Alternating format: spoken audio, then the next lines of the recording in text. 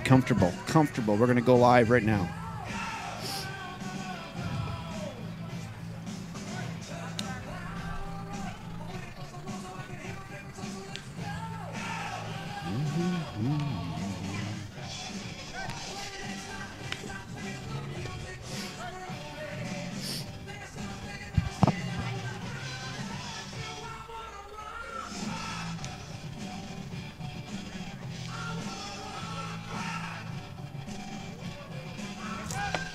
Well, good evening, everybody, and welcome to more Wisconsin Baseball Association State Tournament Playoffs from River Falls, Wisconsin. I'm Kevin Westhouse, joined by Matt Dornick. Take you into Game 3 here this afternoon, or now we turn into early evening on what is an absolutely glorious day. We've got 78 degrees, a light breeze out of the south at 3 to 5 miles an hour, relative humidity at 31%. Good evening, Matt. How are you? I'm great. It's great to be here. Great to be in Wisconsin. Great to be with the greatest play-by-play guy south of Canada. South of Canada. The greatest play-by-play guy south of Hudson, north of Ellsworth. There you go. It's going to be fun tonight. Beautiful night for baseball. We've got a great crowd filtering in. We'll have a great crowd online. Please use the live chat section. Let us know where you're listening from. Go ahead and let us know on phonetic pronunciations how bad we are, how much fun you're having, and welcome, Legion of Loyal listeners. Chippewa Falls Lumberjacks. That name barely fit into my scoreboard. The S is kind of running over, and this is Sioux Falls Lumberjacks and the Rib Lake Osprey. Rib Lake Osprey will be the home team tonight. Chippewa Falls Lumberjacks, how did they advance here? Let me see. So they fell to Prescott in game 1. That's right. Prescott in game 1. So here they are taking on the Rib Lake Osprey. God, there's some good names in this tournament, right? I'm not even sure what an osprey is. It's a bird. It's a bird. They got big nests. You can actually build an osprey nest on top of a pole, and they might find that nest. They're a big bird. Some people would confuse them with a hawk or eagle. Sure. Yeah. Yeah, right? You didn't know you were going to get like a bird lesson. Yeah. You hit the Google box at home and check a picture of an osprey. It's a big bird. Shark Week's over. We're on right. So osprey. It's a big bird. They nest on top of poles. So still finishing the final warm-ups. That last game went a little bit long, so the warm-ups are just finishing up here. Oh, my last video got blocked, so I'm going to have to go back and redo that. There's some music I didn't like in there. So someone at home now, so one of the last two teams are going to go, where's the video of the last game? And I'm going to tell them it was blocked worldwide by the YouTube. There's always a song or two. Everything has copyright on it, but YouTube scans that stuff. Copyright. Yeah. Our sponsor is here. Fig Newtons. Bet. We are back. We're back. We're going to have the Fig Newton conversation. But, yeah, that's what does happen on YouTube. So almost every song says copyright. You can't use it. But there's always a couple songs, Matt, that literally will block the video from going out, block worldwide. So then I got to go in and I got to edit out the song, and then it'll come back up. So I'll have it up later today. But that's what happens sometimes.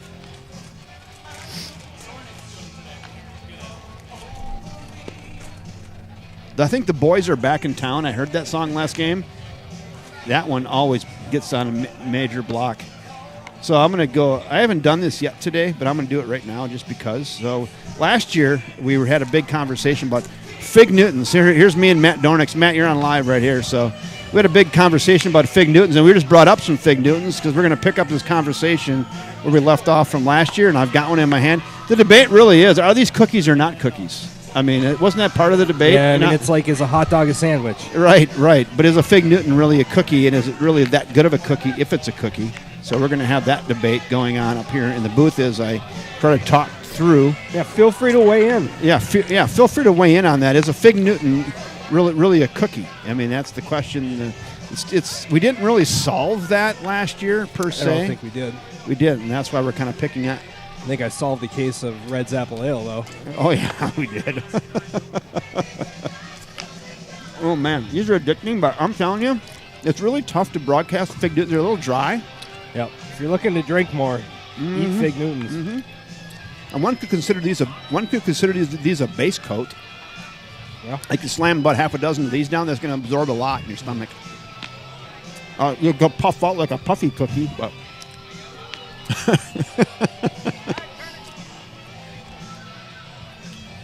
So those of you that tuned in to watch Chippewa Falls and Lumberjacks and Rib Lake Osprey, you had no idea you were going to get into a Fig Newton debate. But here you are already. So you can let us know online. Fig Newton's yay or nay. Those got a little flavor to them. What are those? Those are real fruit? These are the These original? The original. You know, I think we talked about that last year too. Like, original is good, but then if you start getting some of the flavored ones, strawberry, the blueberry. I like them. Yeah, I've always liked Fig Newtons. That was good. It's kind of like I'm going to call it dinner right now or supper. But yeah, it's going to be tough to call a game with a mouthful of Fig Newtons. I'm not going to lie to you. So.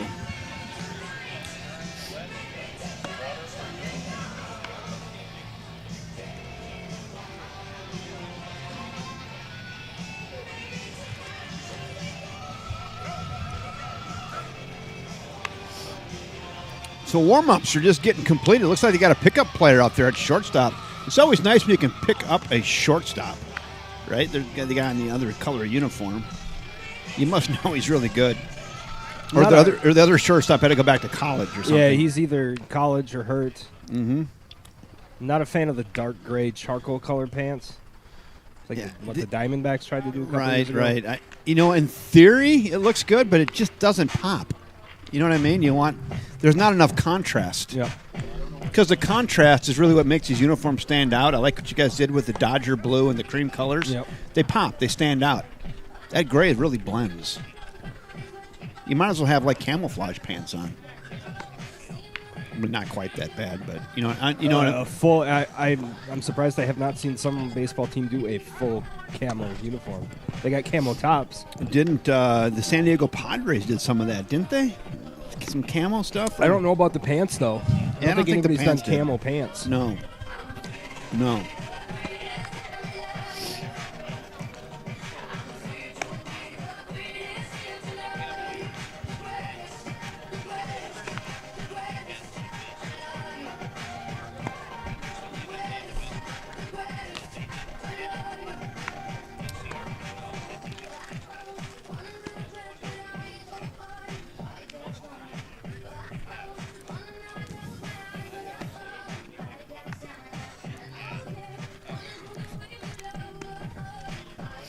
I like the Rib Lake uniforms, though. That red and gray is a good look. Red and blue's hard to screw up when that's your color combination. Right? It's a good look. And Rib Lake Osprey, it's original. It's good. I like that. I mean, wood ticks, too. We had the wood ticks. That's original. Yep. I mean, it's hard to get. If you're playing for the Fighting Fish, it's really hard to give any team a lot of jazz about their nickname. The Fighting Wood Ticks, the Fighting Fish. Yeah, nobody's ready for the fight.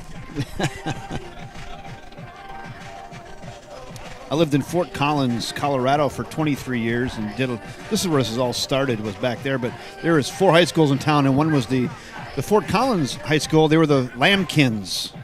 I don't know what that is. The lambkin, it's a baby sheep. Baby sheep. So my son went to Rocky Mountain High School, which was the Lobos, and he used to always say, "Fear the baby sheep."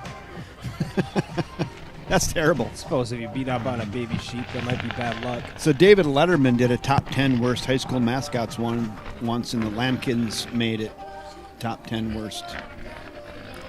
How about the Wintersmeet Nimrods? I think we've maybe talked about that too once. And Wintersmeet Nimrods. The Nimrods, they look it up, it's a skillful hunter. There's a town in Minnesota called Nimrod. Yep, that's the Nimrods. So what is a Nimrod, you might say? It's a skillful hunter. Someone hit the Google box and that at home if you don't believe me. A Nimrod. No one knew that Nimrod was a skillful hunter.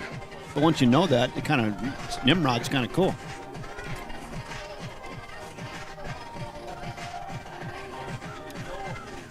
I feel like I almost got to just prove that right now because people think I'm like off my rocker. So we're going to go to the Google box.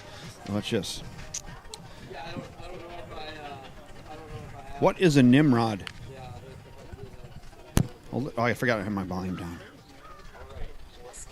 Oh, here I get it. It's Siri. What is a Nimrod to Siri?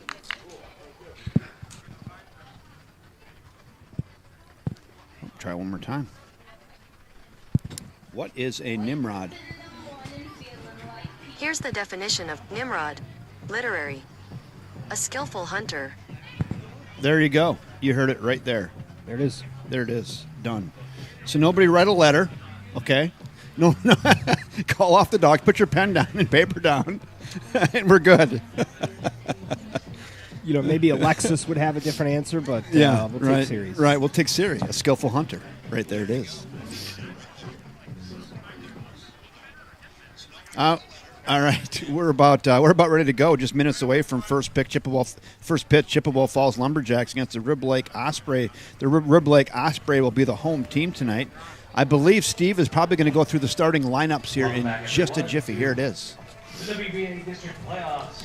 Here at River Falls, First National Bank. So Matt, you don't have a lot of jobs tonight. You just got number 4 as our field mic. So this one here is our field mic. So if you want to go softer or louder, Number 5 seed. Rib Lake Osprey. there you go. Versus the number 3 seed. Can you handle that tonight? Yeah. Okay. I can handle one now. The visiting team on the scoreboard, and Chippewa Falls will be the home team. Well, Chippewa Falls will be the home team, he said. Here are the starting lineups of both teams. Beginning Is that with accurate? Rib Lake Osprey. Didn't think so. Leading off will be right fielder I number do 2, not Jeff think Zimbo. so. Batting Chippewa second Falls will is not- be second baseman number 12, Because they, Levi Chippewa Iwan. Falls is the high seed, Batting third. so maybe then even so though I they think lost. they are Jake Bray. home team. Well, that's going to screw up this. So you know what I got to do now? I got to rip my score sheet in half and change them around. So, Batting fifth, center fielder number 24, Austin Iwan. Batting sixth, shortstop number 10, Zach Iverson. Batting seventh, the pitcher number 26, Austin Edwards. okay, I'm going to go back over here. We're Batting going to first do baseman this. number 22, Scott Heckman. Batting ninth, the catcher number 6, Brian Kanitsky. And here's the starting lineup for Chippewa Falls Lumberjacks. Leading off will be their shortstop number 21, Jake Barshow. Batting second will be their left fielder number 14, Blake Tripler. Batting third, their catcher number 1, Nolan Husler. Batting fourth, their first baseman number 17, We're good. Nate Hayes. Batting fifth, the designated hitter number 8, Jimmy Schemenauer. Schemenauer. Batting sixth, third baseman number 2, Chandler Blair. Chandler Blair playing Batting third seventh, base. right fielder number 11, Matt Martineau. Matt Martineau. Pretty good Batting name. eighth, center fielder number 5, Dawson Mathwig. Dawson Mathway. Batting ninth, second baseman number 3, Luke Franz. Luke Franz. And how about And his doing the brother? pitching for the Chippewa Falls Lumberjacks, number 4, Trevor Franz. Trevor Franz. There they are. They're like ready for the national anthem. I just don't think it's going to happen because it already happened today before the first game. So this is an awkward moment, Matt, right here. Awkward. Yeah, they're ready for it though. Yep. Oh, they said they realized it there, but it's always a little awkward there. Like, sorry, I know you're ready for it, but we're not doing it because we already did it today. We honored America early on, and we're ready to go. The Chippewa Falls Lumberjacks will be the home team. They'll take the field, and on the mound again, Trevor Franz. Somebody in the audience likes Trevor Franz. The righty. Trevor Franz looks like he's about 6 foot, 194. What do you think? Oh, he's got a knuckleball. That was a pretty good knuckleball. That was 6 foot, 194. Am I close on that? 187, maybe? Maybe 5'10". Okay, all right, okay. I was being generous. If you look at his shadow, though, he's a whole lot bigger. It's a whole lot bigger with the shadow on. A nice looking, crafty right-hander for the Chippewa Falls Lumberjacks. It's got Jacks across their chest. Why not? Jacks. We're here to play. We're the Jacks. No, he does have a knuckleball. Saw it there in the warm-ups. First three for the Rib Lake Ospreys. Jeff Zimbo, Levi Iwan, and Jake Brame will be the first three up here in the top of inning one. Welcome aboard, everybody. Once again, Kevin Westhouse, along with Matt Dornick. Glad you could join us. Fun night for baseball. Here we go. Jeff Zimbo, right fielder, the lefty, is in, and we're ready to go. Play ball. Lock and load. Lock and load. We're underway. Grounder to second. And off the heel of the glove, on into center field. And that's going to start out the game with an E4. Not a good start.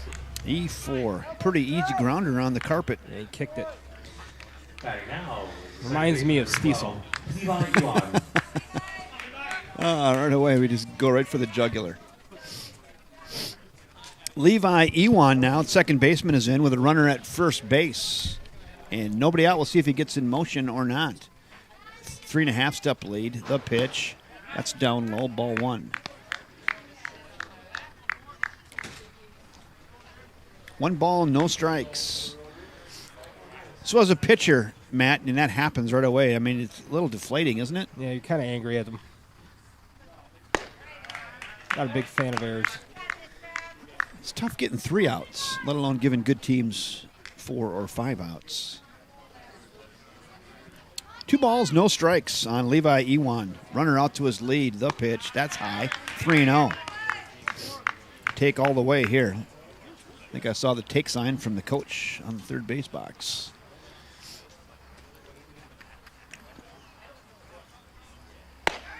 Yes, it was. And 4-pitch walk to Levi Ewan as he makes his way down to first base. And the Rib Lake Ospreys have flown in here and put a couple on right away.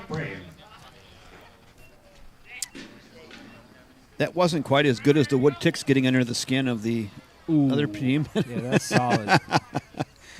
That's audio gold. Right there. So 2 on, nobody out.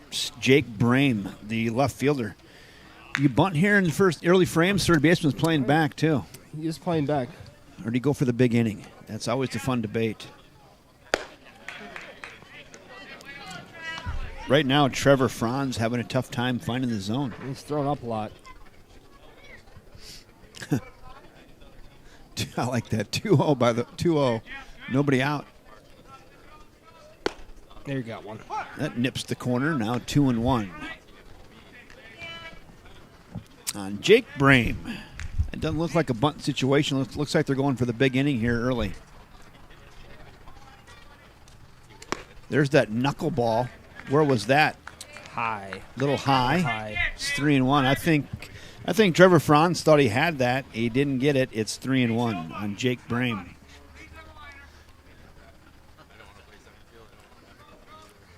Fouled away at the plate. Now the count works full. There's nobody out here. We're in the top of the first. Rib Lake has got 2 aboard, 1 in an air and 1 in a walk. Jake Brame trying to put a quarter in the merry-go-round here early and see if he can get this thing going. Trevor Franz trying to shut it down. The 3-2 just missed. Tough pitch to take with 2 strikes, but old Eagle Eye, Jake Brame says, now that's out of the zone, and I'll take the free pass. Now the bases are loaded with nobody out, and this has the makings of a big inning here for Rib Lakes. And they're going to send Steve Mann to the plate now with nobody out. Off the plate, ball 1. No place to put him, Matt. Yeah, he's got to find the plate quick here.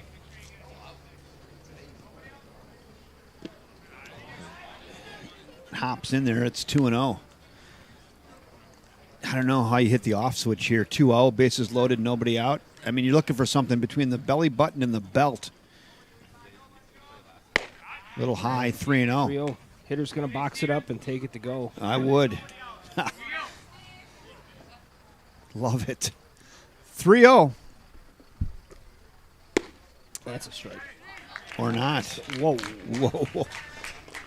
Yeah, Trevor Franz, his old hands on the hip. Look at him. Look at him staring around. Trevor Franz not happy. Yeah, that looked pretty good, man. Base is still loaded, and Rib Lake Osprey get on the board early, still with nobody out. And they're looking to go Milwaukee Brewers on Chicago Cubs right here.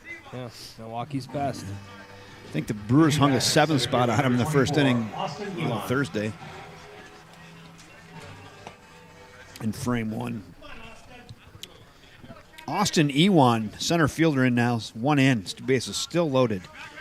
Middle infield at double play depth. That's a strike. 0-1.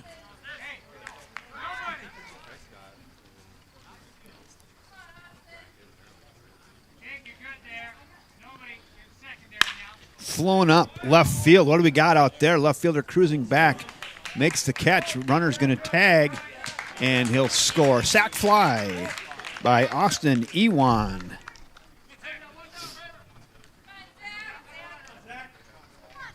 Now, shortstop number 10, F7 Zach Iverson. scores the run. Everybody else holds. Zach Iverson in now with 1 down and 2 in. Action in the bullpen. for Already, Chippewa that's a Falls. well-hit ball, too. Center fielder cruising back near the track, looking up. He's got the catch. Yep. Runner is not going to tag. Nice job out there in center field by Dawson Mathweg to find that baseball and then hold that runner at second base. The runner tripped on himself. He probably would have made it. Did he? I didn't see Yeah, he that. fell on second base. Yeah, that's never good.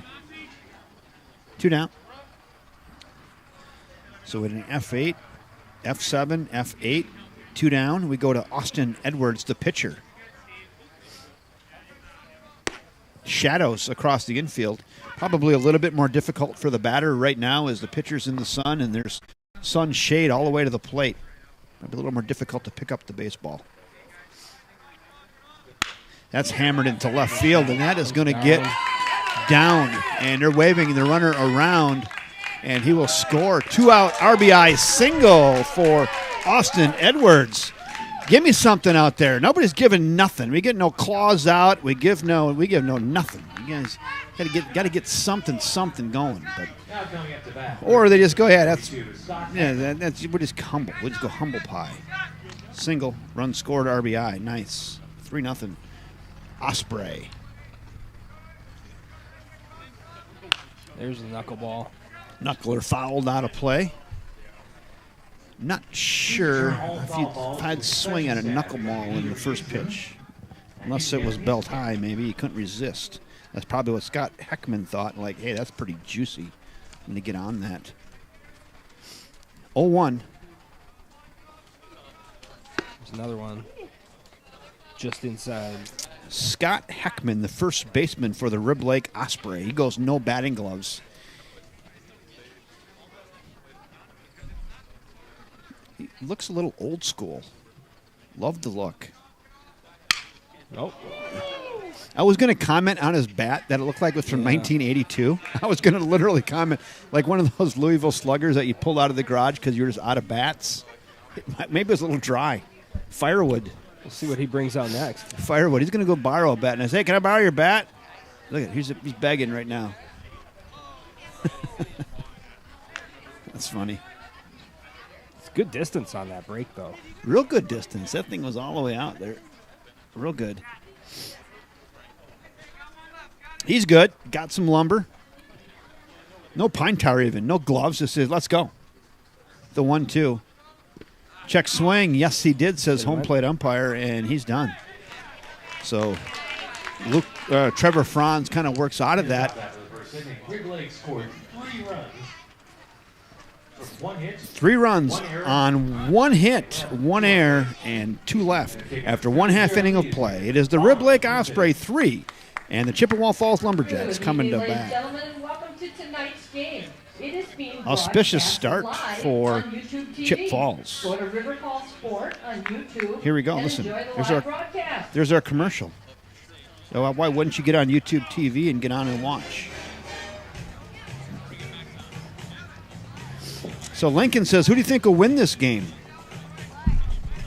I don't know. Like if you have, like an ESPN app, they've got like the percentage wins. I suppose when Rib Lake puts up 3 in the bottom of the first, the percentage is probably 73% Rib Lake right now, even though it's meaningless. I mean, either way you look at it, it's a 50-50 shot. It's true.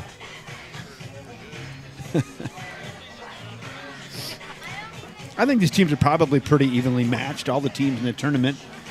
A few breaks here, a few good defensive plays there, and it's A little bit of luck. a little bit of luck, and it's going to be a competitive baseball game. It's going to be entertaining, and you're going to be glad you tuned in.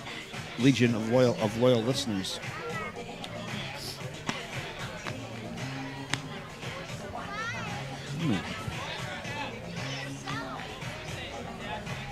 I think maybe this thing's going out, so I'm going to turn this off. I'm going to come back to that in a minute.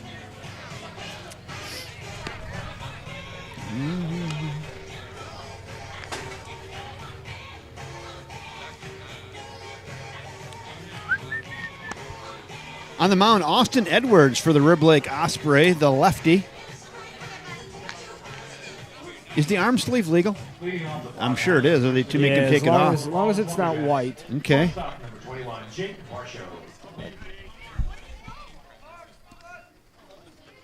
See, here we go. Bottom of frame one. Jake Varsho, Blake Tripler, and Nolan Hutzler are the first three. That one's just off the plate. Ball one.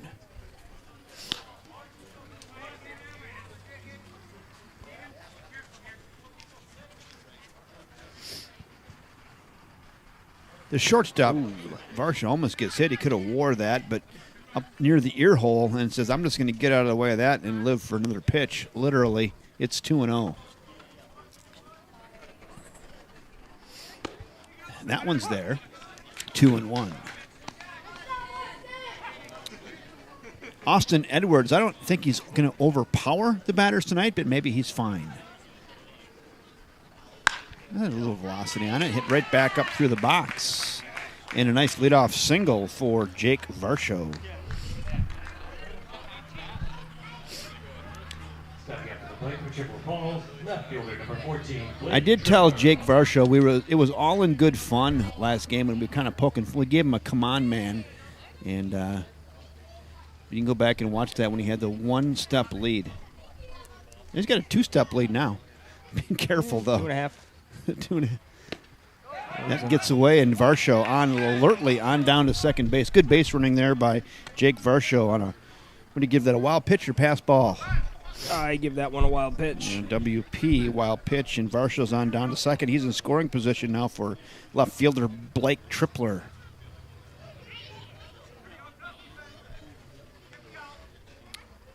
What a glorious evening in River Falls, Wisconsin. Beautiful day. That gets back to the backstop, too. Hit the bull. On down to third. Goes Varsho now. He's at third base with nobody out. Chip Falls looking to get one or two of those runs back or more here in the bottom of inning one. They got a guy at third base now with nobody out. A little conference on the mound.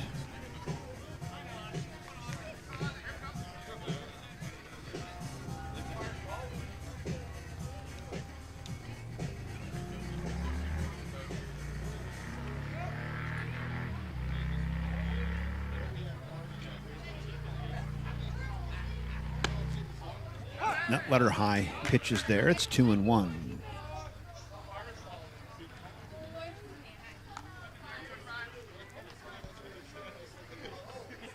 Two balls and one strike on two-hole hitter. Varsho, now it's 2-2. Gets a piece of it, fouls it back, and nice job by catcher Bryant Kinesi behind the plate for Rib Lake. The 2-2. Yacker, that's left upstairs, now 3-2.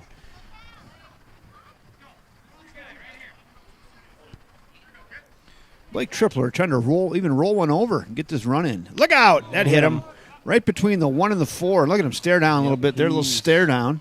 Not happy. Not happy. Shouldn't have been standing there. The full count hit by a pitch, not happy. I think it got him in a pretty good spot, but he didn't get it in the kidney. But never feels good. And Blake Tripler on with a hit by pitch. And runners at the corners for Nolan Hutzler, the catcher. Hutzler, see if he can knock one in. Anything really, other than a comebacker. Infield's kind of playing back. They're going to concede the run. So he gets one in play here. Other than back to the pitcher, should get the job done. The one ball pitch. Yacker drops in. It's 1-1. Pretty good looking curveball right there. That looked like a Matt Dornick special almost. It doesn't have that much break. Mm-hmm.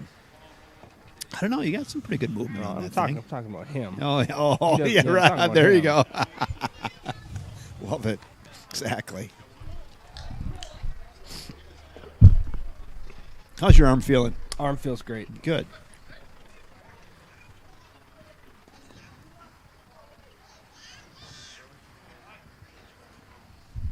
The 1-1 fouled away up over the grandstand area. It's 1-2.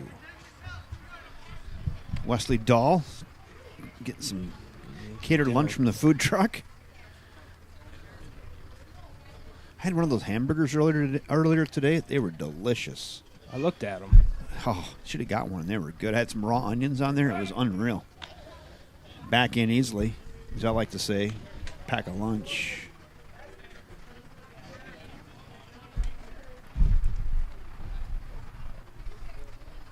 The 1-2. That's hitting the center field. That's going to get down. Oh, And that's going to get by the center fielder. This has in the park possibilities. That's going all the way to the wall. Here comes Hutzler around second base. He's digging into third. Are they going to wave him? They're not going to wave him. Oh, my gosh. I thought for sure he might have an in the park home run. That was the chance, wasn't it? Yeah, that ball wasn't even halfway into the infield yet. That was With an nobody easy one. out, you just get the windmill going Yeah, there you- for the in the park, right? You turn that windmill on and you don't turn it off. Triple for Hutzler. 2 RBI, triple. Oh, I thought we would have it. I thought that was the one. Today I thought we were going to have a triple play, and I thought we were going to have an in-the-park home run. That was very conservative by that base coach, wasn't it? Yeah, especially with no outs. Just let him in early innings. It would have been fun just to see. It would have taken a perfect throw, and the guy was in almost middle center field. It would have taken a heck of a throw to get him at home. Like a perfect throw, right? Yeah. BB on the line. Boy, those of you at home, too, you're like, send him. Come on, someone get on the live chat. Let us know. Send him or not send him on that. What do you think? We're saying send him. That's hammered foul. It's 1-2. Nate Hayes. Nate Hayes left the last game a little injured, so I'm not sure what his injury is, but he's back. He got himself back in the lineup here at the 7 o'clock game. Boy, I thought for sure. I mean, guy dove in mid-center field. It rolled all the way to the wall to the 375 sign. Grounder right side and step on your sack over there, first baseman. And what did they call foul? No, that was a fair ball. And he's out. He's out. Bad Nice. base running there. Nice. Yeah, why wouldn't he score? Yeah, got to go. He could have scored twice. Let's just get on him and ride him like a rented mule. So nice play by Scott Heckman over there, just grabbing that and then stepping on his sack for 1 out. 1 out. Pretty conservative base coach over there. Yep. He's like, no, we're going to save that for a base hit. The 0-1 now on Jimmy Schimmenauer, the DH. Oh, that'll get down. That'll get down, and that's going to get. So what do we know, right? Yep. The head coach is like, yeah, you guys just sit back and relax. We got Schimmenauer coming up, and he's going to rake one into the right center gap. Well, the runner from third looked like he limped his way to home, so There you go. He might have pulled something. Maybe just tired from running Yeah. first home to third. Number 2, Chandler Blair. Nice single by Schimmenauer, RBI single, 3-3 baseball game, just like that. Yeah, so that's a very good point in their total defense. I mean, here we are yelling. The guy's running on one hammy. Yeah.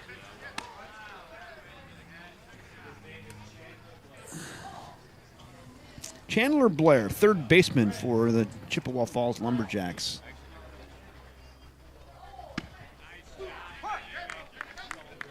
I'm trying to get my camera set up. It's like light and dark, so it's kind of tough with the lighting. Is it too dark or too light? The pitch. Just missed. 1-2.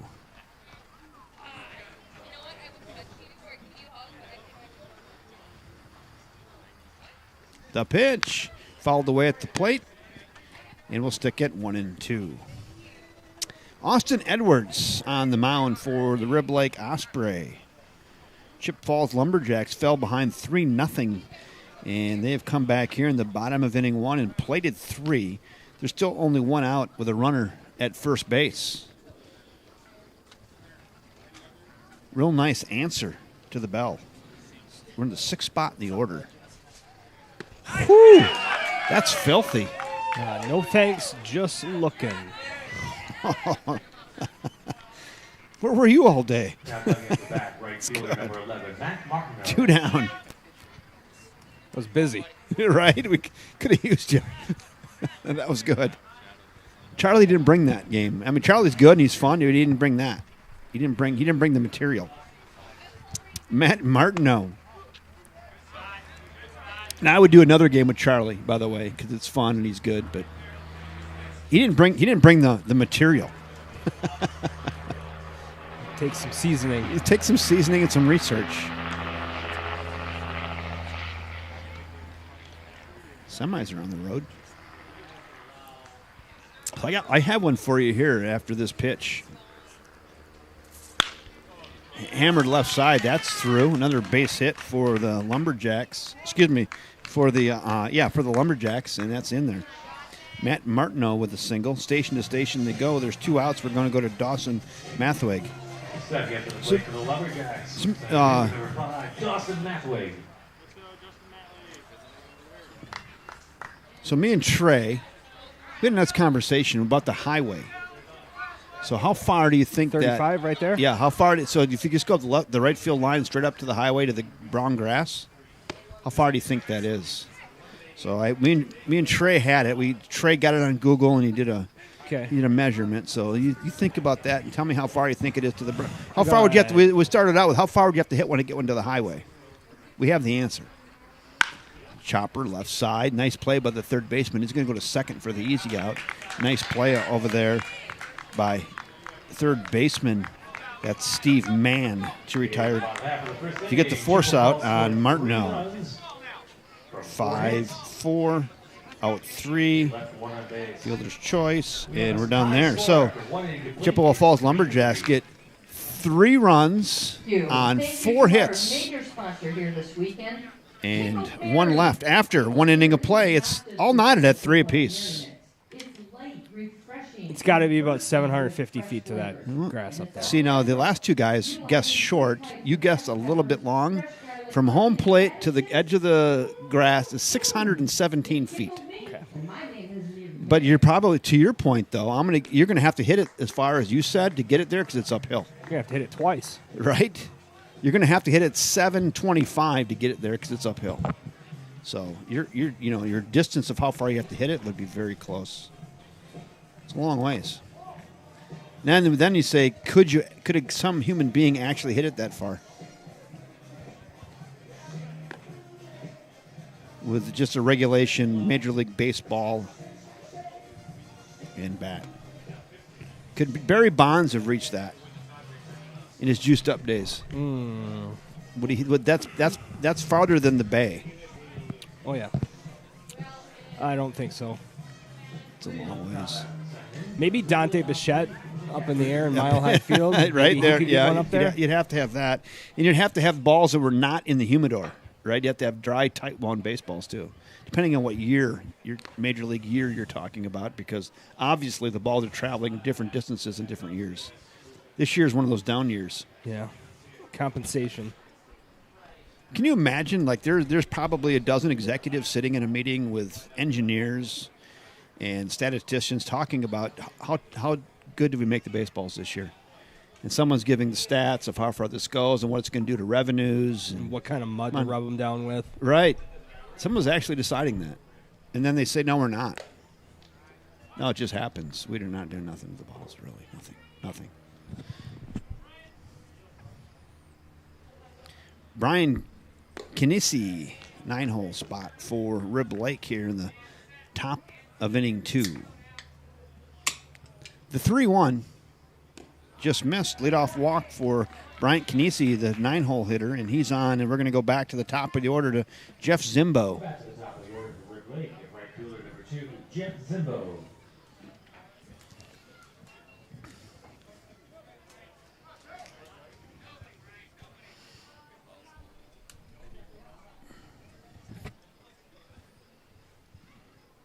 Shows bunt, pulls back. Nice job over there by third baseman Chandler Blair charging. He's awake. Leadoff batter thinking about bunting. Not now. Fouls it away. Oh, that's a little flare on the line. It's got a chance if it's fair. It's foul. Just foul. So I didn't get a chance to look how far foul did that land. Was that 6 feet? No, probably 6 inches. Really? Yeah, it was close.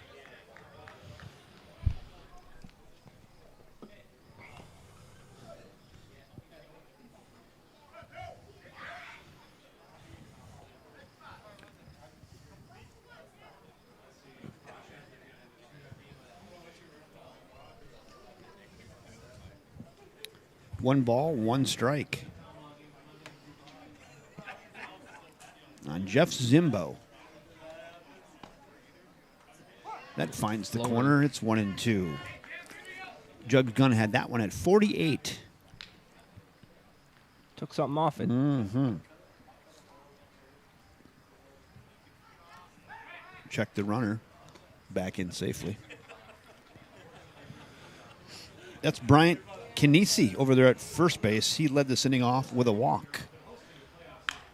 Flowing up.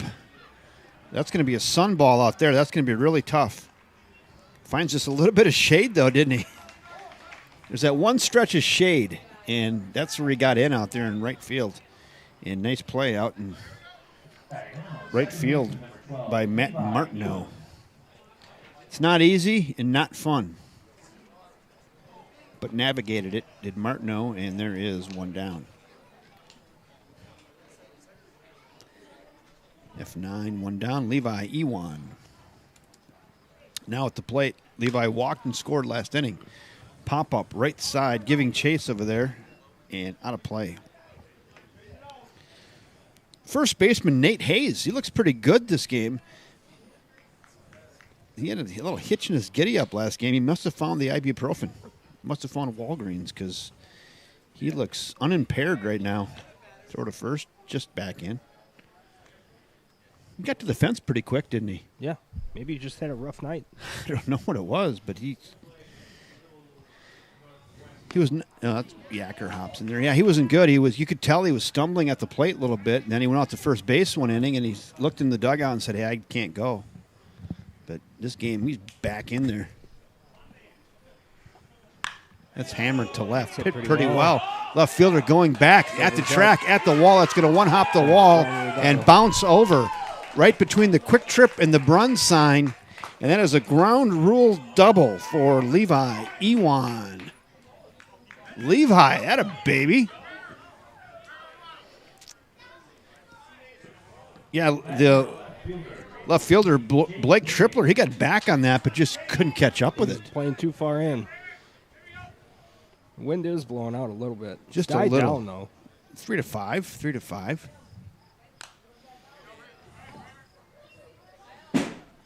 On the roof. But you, like you kind of were saying, off the bat there, that was pretty well struck baseball.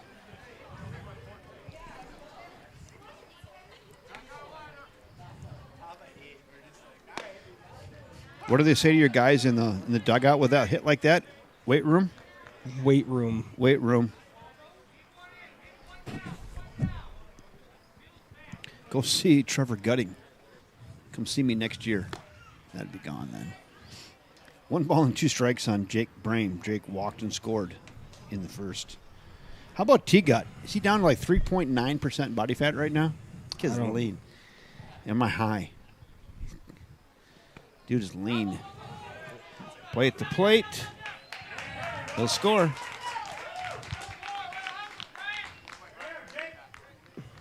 So Kinesi scores on a pass ball. Ewan goes to third.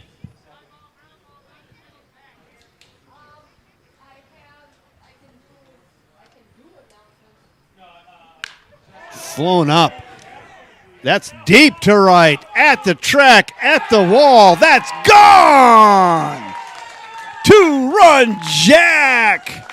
Right there off the bat of Jake Brame, circling the bags.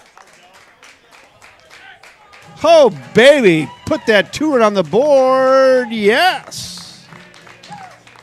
The right fielder seemed to know that was gone when it was off the bat. He didn't go back very hard. He's like, I think that's out of here. That went over the double-decker fence over Dick's Market, Hometown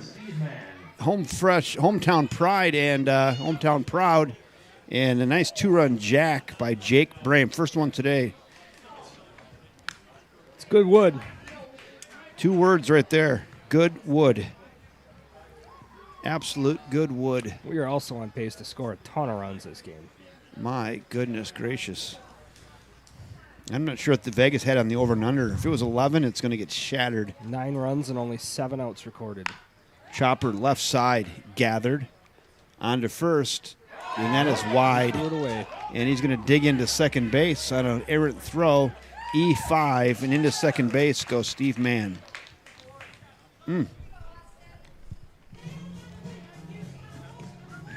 It's 6-3 Osprey. Let me get on my scoreboard over here. Sorry, I'm behind. 6-3. Back now, center fielder number 24, Austin Ewan. Now we're going to Austin Ewan. Sack last time up. Sack fly on an F7. Austin Ewan.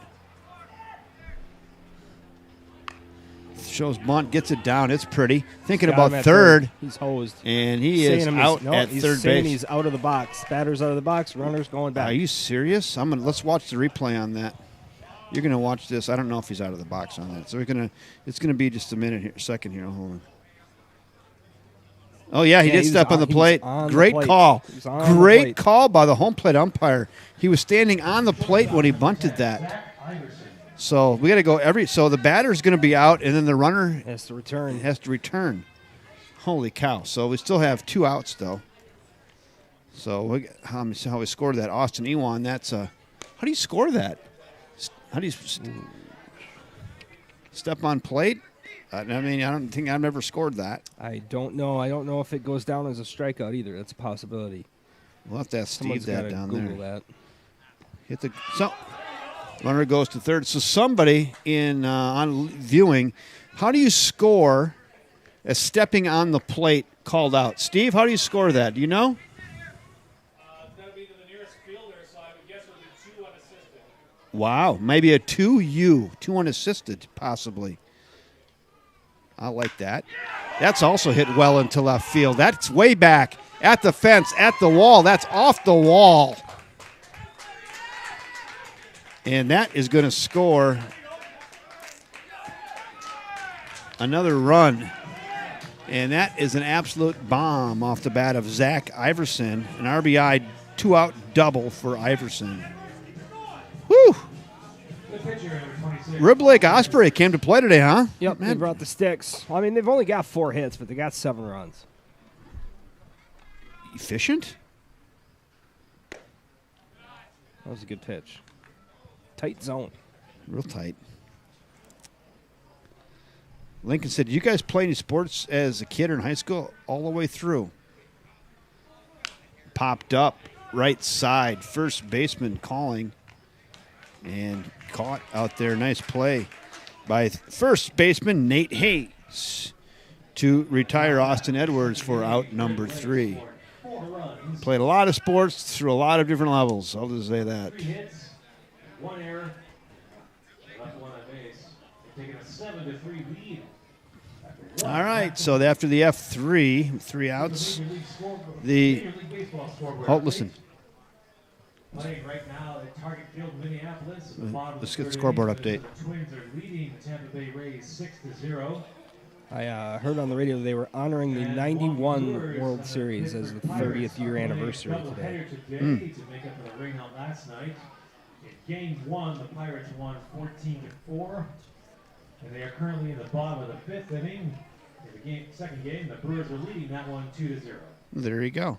So for the Rib Lake Osprey, they got 4 runs on just a couple hits and 1 error and none left. After an inning and a half of play, believe it or not, it's 7-3. We got a lot of baseball left.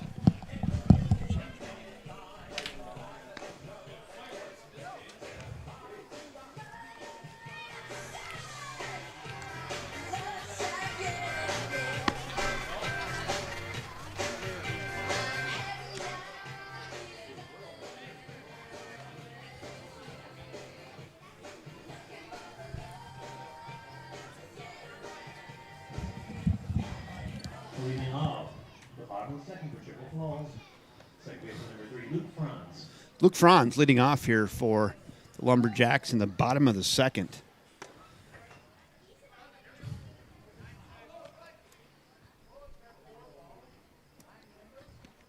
Yeah, we're trying to find out how you score a stepping on the plate. Little cue shot to the right side. Second baseman down, gets it onto first. Got him by 3 steps.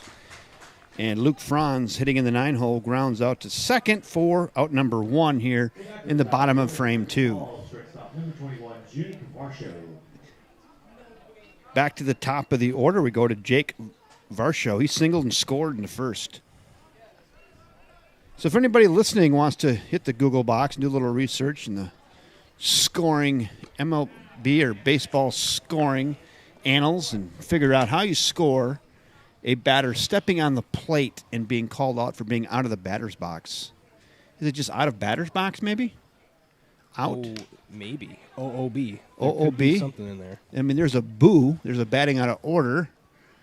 Could be out of OBB. Chopper, left side, third baseman cuts across. That's a nice play. Great play over there by third baseman Steve Mann, just getting it done, and retires Varsho on a 5-3 ground out, 2 down. Left fielder, number 14, Blake Tripler. Pretty smooth over there by the third baseman. We go to Blake Tripler.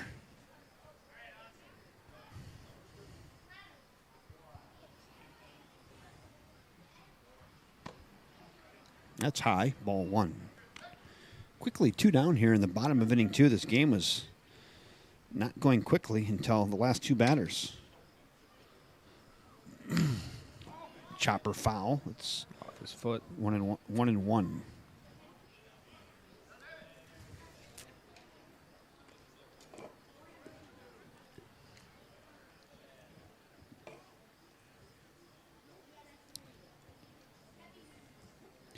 (7-3). We're in the bottom of the second.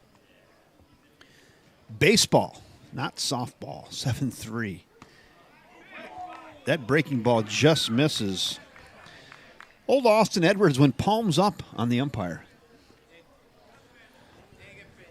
Haven't seen that in a while. It's probably not going to help you get a corner. No. Fouled away. Good bat control there by Blake Tripler, just getting a piece of it and living for another pitch on a borderline type pitch. 2 balls, 2 strikes, 2 outs. Austin Edwards from the windup has what he likes. And Blake Tripler says, that's taking too long. I'll take some time out here. And umpire grants it, and we'll reset. Now here it comes. Look out. That hit him. Whoa, he's not happy. That's twice in a row for him. Yeah. That was a breaking ball, though. Blake Tripler. That's twice in a row he's been hit by a pitch with, last time was a full count. This time it was 2-2. This time with 2 outs, and he didn't like it, though. The velocity on that was not high, so I'm sure it didn't hurt too much. But anyway, Nolan Hutzler now in. Tripled his last time up. He hit a line drive to center field. The center fielder sold out on it, wasn't able to get it. It rolled all the way to the wall, and Hutzler got himself a 2 RBI triple and then ended up scoring.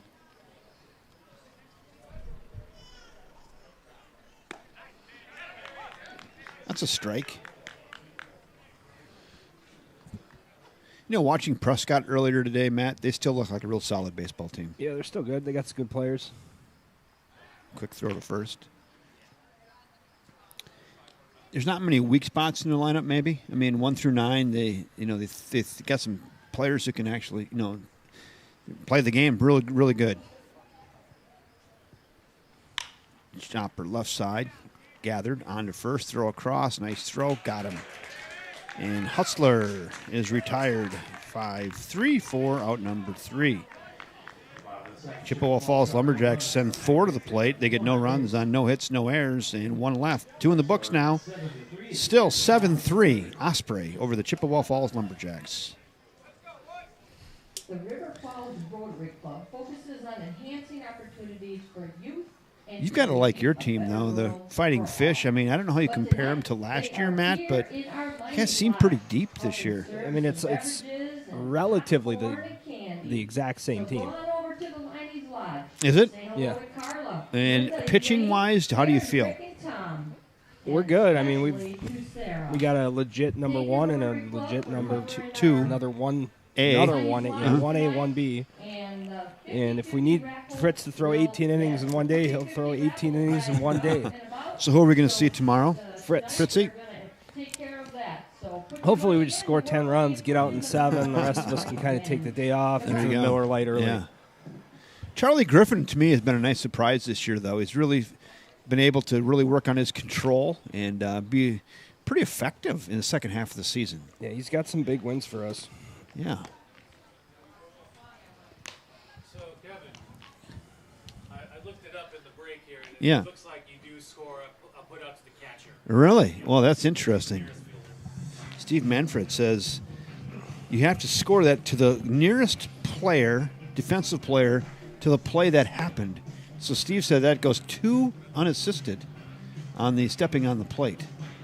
It's kind of like awarding one of those weird hockey goals where no one really shoots it. Yeah, and who touched it last, right, or something like that. That's interesting. That's what makes this game so fun, though, Matt. I mean, you can watch a million games and something happens that you've never seen before. I had my friend Fred Barr send me something this week that happened that I've never seen before, and we argued with about 10 people for an hour. What was that? Guy ran to first base. He did not touch first base. The first baseman had his foot over the first base bag, so he didn't want to break the guy's leg, so he stepped over and ran down the line. Umpire called him safe. There's a rule that says if the first base is obstructed, you do not need to touch the base. The umpire can decide on what do you call that? Subjectively, he can be subjective on that and say he reached the base before the throw got there. We're going to call him safe. It happened in a major league game. I think it was the Dodgers, and they called the guy safe. Never saw it on not touching first base. Unusual. And of course, I got to be a smart aleck and say just put the orange bag out there and call it good. We got a new pitcher on the mound. Who do we have? Number 23. Who's on the mound, Steve? Brett Leckler on the mound for Chip Falls. So Brett Leckler throwing the rock. Franz is done. Thanks for your services tonight. And Brett Leckler will take the Pearl, the big, tall lefty. He's got a little bit of giddy up on that. Yeah, a little more. Mm-hmm.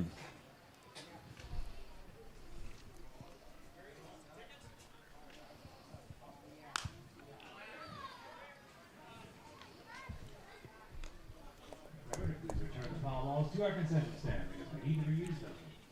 You can get a piece of candy. Or a brand new baseball. Yeah. Friday, I think we went through 2.5 boxes of baseballs. Yeah. There were like 60 foul balls in that game. You had a dozen. Yep, Chopper to second, easy roller, on to first, got him by 9 steps, and down goes Nate Hayes on a 4-3 ground out, 1 down. I was going to say you had a dozen 7-year-old Kevin Westhouses out there who, when I heard the piece of candy for a foul ball, I'd be like, that's a really bad deal. I don't think I'll keep the ball.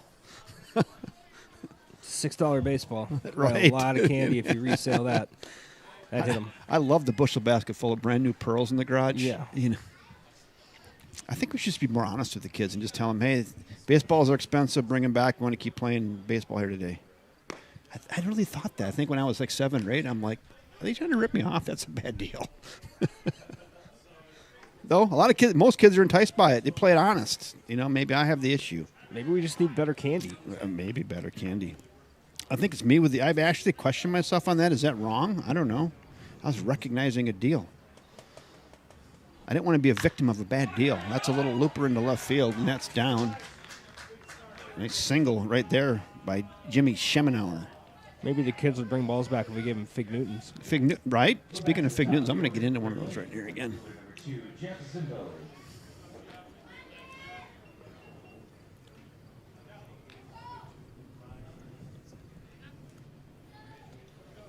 Zimbo is in now.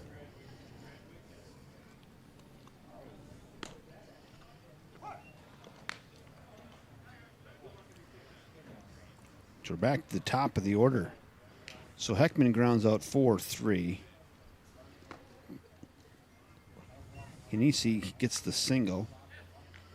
I was in the wrong side of the frame, and then Zimbo is in with one down.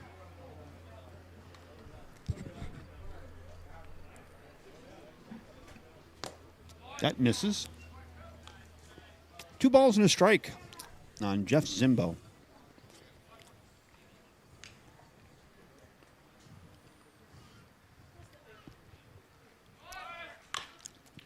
Chopper to third. Looks at second. Have to go to Nobody's first. Gets covering the out. third. Nobody's covering third. Don't even throw it. Foot race. Don't even throw it. Great base running there by Brent Kinesi. Heads up, huh? Where's the pitcher? Pitcher's got to cover. That's coming from the pitcher. It's kind of easy to become a spectator, though, isn't it? Yeah, and to be honest, the less running I do on the field, the better. 2 down. We go to Levi Ewan now. Runner at third with 2 down. Levi walked and doubled. He scored twice. Softly hit left side. That's going to be a tough play. Fast runner, and he's going to beat it out, and run scores. Just beat it out. That's a ball as a third baseman. You got to come get. Levi Ewan just beats out that slow high Chapa and gets a ribby with 2 outs. Scores Bryant Kinesi. You know, if you track that back to the play before, Bryant Kinesi with just heads up base run and gets himself to third, which allowed that run to score right there. Manufacture. Small Sometimes things. You got to do it yourself. Small things. 8-3 now. Rib Lake. Jake Brame homered his last time up. Walked and scored. Homered and scored.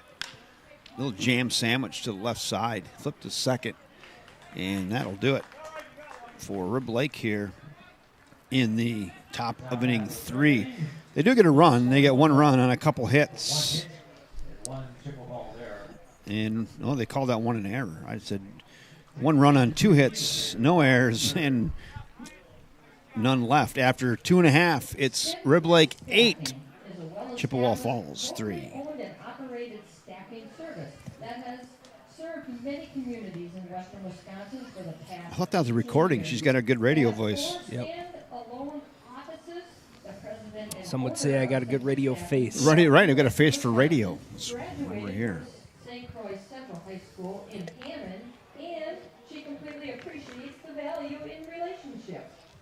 So looking ahead to the bottom of the third, it's going to be Hayes, Schimenauer, and Blair. I have just enough time for one more Fig Newton. These are good. I rate these high. I rate these high. They're at least an 8 out of 10. I mean, solid. I have no complaints. Solid.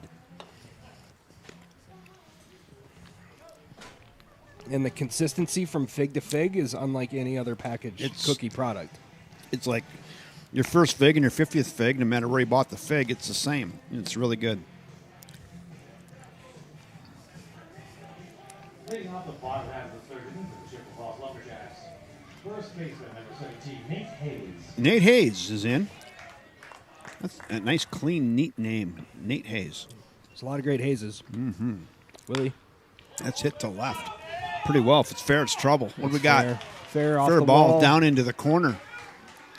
And Nate Hayes is digging into second base with a leadoff doubles. He's a first pitch. There he is. He gives the dugout something I like. Nate Hayes. Look at him. He's like, yep, that's a leadoff double. Nate Hayes, leadoff double. The new batter is designated hitter number 8, Jimmy Schimenauer. Jim Schimenauer is in now with nobody out and a runner at second base. Hayes tucked that neatly right inside the fair foul line. Also known as the foul line.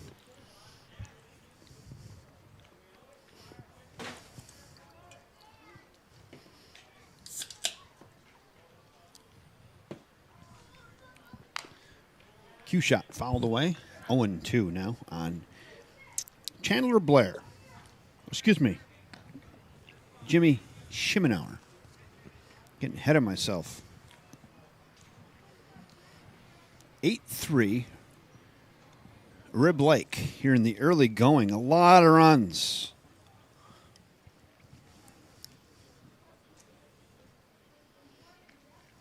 The 0-2. Chopper foul.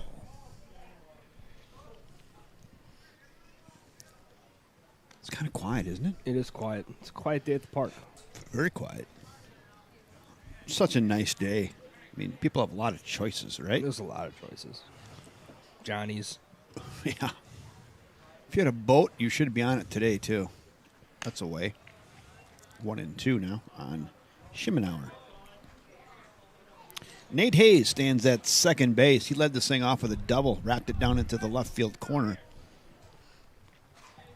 Schimenauer trying to move him over or move him in.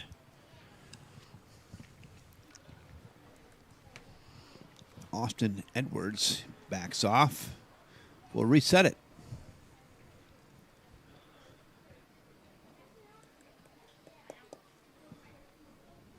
The 1-2. Nice take. 2-2. On designated hitter, Jimmy Schimenauer. Chandler Blair waits on deck. Rib Lake Ospreys in the red. Chippewa Falls Lumberjacks in the green. 8-3. Osprey. Hit the short, high hoppa. Going back to second base, and they got him at second. That is an outstanding play by shortstop Zach Iverson for the Rib Lake Osprey. Would you like what you saw there, Matt? It's a good defense, bad base running. 6-4. We got one out. And Schimenauer reaches on a fielder's choice. One down. Uno. I mean, it didn't get to him quickly. It was kind of a high chopper. And he thought maybe there's a little hit into center field. That's going to be down. And it's a single for Chandler Blair. So Schimenauer moves to second. Blair with a one-out single. We're going to go to Matt Martineau now. Lumberjacks, right fielder number 11, Matt Martineau. Martineau is 1 for 1 today. So, yeah, I know. I think he maybe thought he could get off the base just far enough. So when shortstop Iverson unloads that to first, he was going to take off for third. But Iverson had other ideas. He said, "You're off too far for my liking," and zinged it back to his second baseman, who alertly got to the bag, and they just tagged him out pretty easily. So far, it looks like it's a good pickup for the Rib Lake. He's a stud. That's hit past the third baseman into left field. Runner's going to round third. They're going to wave him in. We might have a play at the plate. Here comes the throw. It's up the line. Now a play at third. That's high. Everybody's going to be safe, and a run scores for the Lumberjacks. Schimenauer, good hustle getting in there. And then Chandler Blair gets under the tag at third. He's in, and Martineau has himself an RBI single. Tag now, center fielder number 5, Dawson McWay.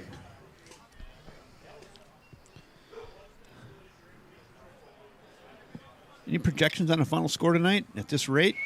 24-16? Someone's going to get above 13 today, for sure. Oh, yeah.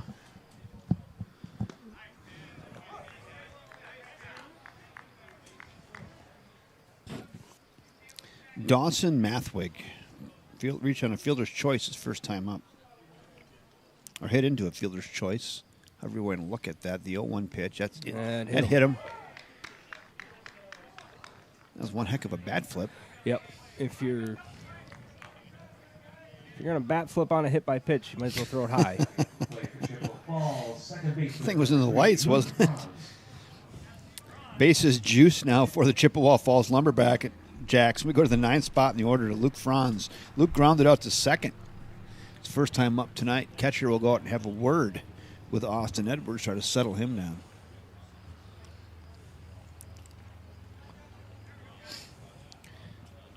Austin Edwards looking for his favorite friend here, a ground ball.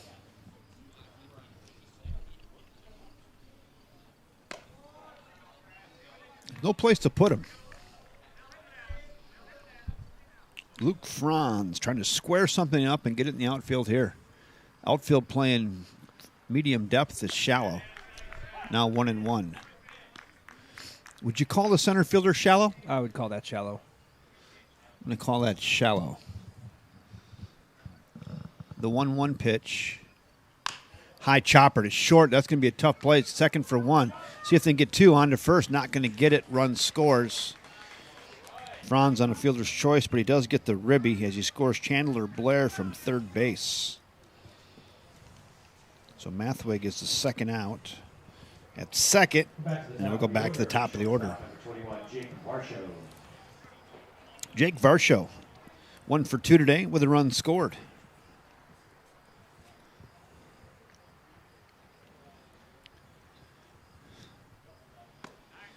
Breaking ball gets in there. Strike one. I want to welcome in all of our viewers tonight from all around planet Earth, watching the Rib Lake Ospreys take on the Chippewa Falls Lumberjacks. Glad you could join us. Kevin Westhouse, along with Matt Dornick, bringing you the action this evening on what I'm just going to classify it as a glorious summer evening here in River Falls, Wisconsin. It's picture perfect. It's one of those nights you just kind of want to just absorb and remember, because on about January 15th, you won't even hardly be able to remember this. For sure. It's perfect. Room temperature. Got up in his kitchen, fouls it straight back. It's 2-2. 2 balls, 2 strikes, 2 outs. Runners at the corners for the Lumberjacks. They've played at 2 this inning. It is 8-5, and I need to add in 1 here. There you go. For those of you yelling at your screen, change the score. Got it. Softly hit to the shortstop. Let's see what he's got in his arm. Got to go to first. Throws across his body. Pretty solid play. You called it earlier. Good play, good pickup. Matt, Zach Iverson just getting it done at short for the Rib Lake Ospreys. They're high-fiving it all the way into the dugout. They're happy with their pickup. So Varsho grounds out to short. And that will do it for Chip Falls Lumberjacks here in the bottom of inning 3. They do plate 2. They get the 2 runs on the 2 hits. There were no errors and 2 left. 3 in the books now from First National Bank of River Falls. It is the Rib Lake Osprey 8, the Chippewa Falls Lumberjacks 5. If you like runs, you've tuned into the right game. Packers are on right now, too. Maybe you don't care if you're a Vikings fan, but I'd like to see Jordan Love, see what he can do. There's a lot of Packer gear in the crowd tonight. There? Can't believe they're here. Sure, on NFL Network, though, you'll be able to find that replay at some point throughout the week. Tape that and rewatch it on fast motion.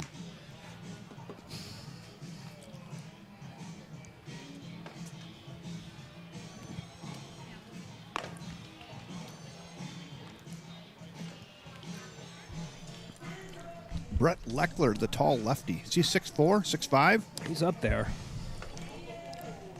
He's got about a 38-inch inseam. He's got some long getaway sticks, doesn't he?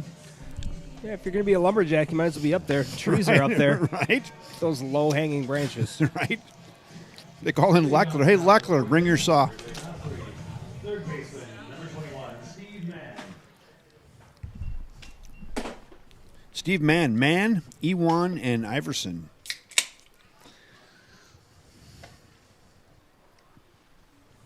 .59-footer hops in there, 1 ball.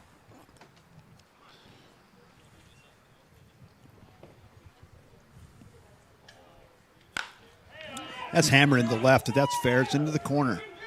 Fair ball down into the corner. And digging into second base goes Steve Mann with a stand-up leadoff double. Kind of a familiar theme tonight, isn't it? Yeah, a lot of doubles, a lot of walks. Guys wrapping it around the yard.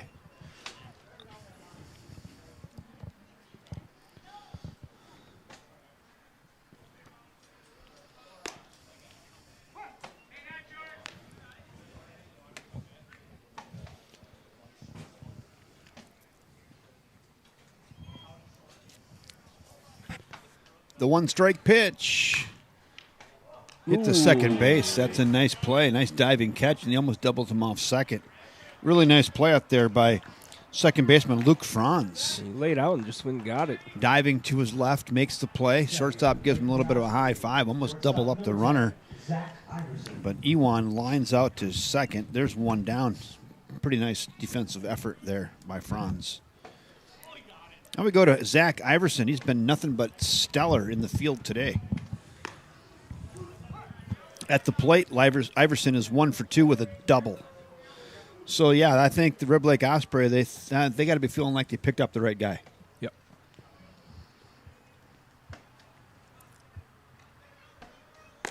Those red helmets really out of place.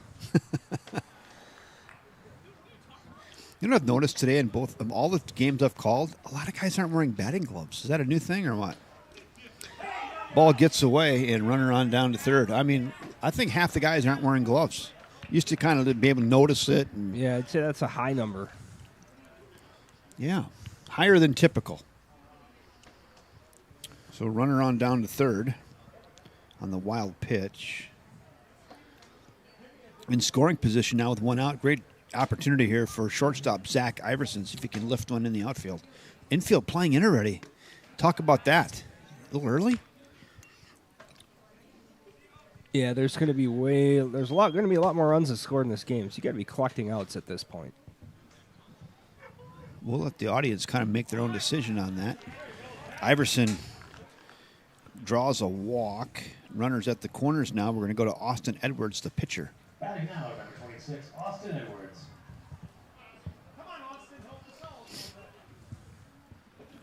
8-5 in the top of the fourth. They've got their own thinking behind. Now there's double play depth up the middle.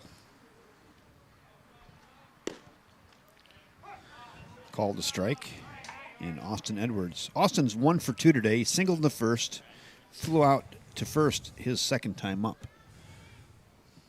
Keep an eye on that runner over there, huh? Leaning. Yeah, he wants to go. He does, doesn't he?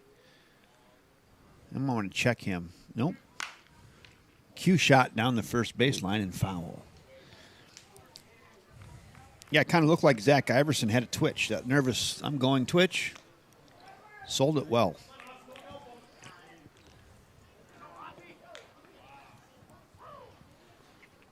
Runners at the corners. There's one out. We're at the 7th spot in the order. Austin Edwards, 1 for 2 today. The pitch. Cue shot to first. Step on your sack. Try to go to second. Now going home. Everybody's safe. I mean, that's all he's going to get there, I think.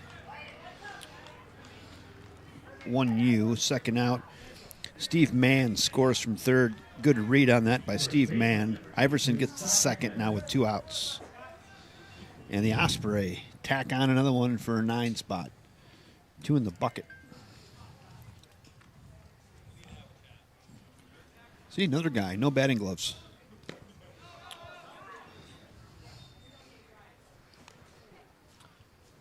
Maybe it's hard to find a sporting goods store that sells batting gloves out in, I don't know. out in Rib Lake. North of 8.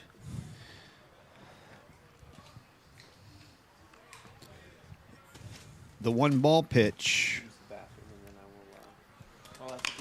Chopper to short. They are good. Slow roller. Throw across his body. Gets him. Good play. Yeah. Nice play out there by shortstop Jake Varsho to get Heckman on the ground out for out number 3. That'll do it for the Rib Lake Osprey here. The top of inning 4, they get 1 run on 1 hit, no errors, and 1 left. After 3.5, it's Rib Lake 9, Chippewa Falls Lumberjacks 5. They were so good. I had 2. Don't tell anybody. They're opening up a new location called the Potato Shack at the Maplewood Mall over Labor Day weekend. Go say hello to them over at Hello. the Munson Shack. In her best Wisconsin accent. Hello.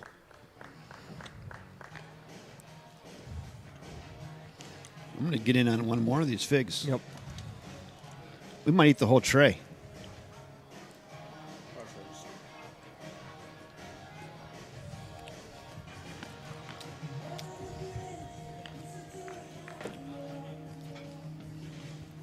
We're into the Fig Newtons. We had any Fig Newton fans out there? We need to get them. They're a cookie. I think I don't know if is it like a cook? It's a cross between a cookie and a brownie. Which is really the best of both worlds. We need to get these sold at the concession stand. Yeah. I don't know why they're not selling those in the Liney's Lodge for like four for $2 or something. And rookie move, I opened it this way, and there's the tab. peelable tab. Yeah. Mm-hmm. But we're gonna eat them all anyway, so it doesn't matter. I was gonna say I do that at home too. It's irrelevant. I get that same reaction at home. And I'm like, what's the difference? I'm gonna eat them all in the next hour anyway. They're not gonna dry out because I'm gonna have them in my stomach. Blake Tripler is in. Tripler hits one to short. What a play at short! Throw across his body. Are you kidding me? Doesn't quite get him. But what a play out there by Zach Iverson. Wow. Well, probably any other runner on Chippewa Falls, and he's got him out. But that was probably the fastest dude. Holy cow. Blake Tripler beats out that great defensive play for an infield single. Now we go to Nolan Hutzler. Wow, what a play. Laid out, got it, threw. Did he throw from the ground? Yeah. That's outstanding. We go to Nolan Hutzler. Had himself a triple, a run scored, 1 for 2. Last time up, Nolan grounded out to third. That is just an outstanding baseball play.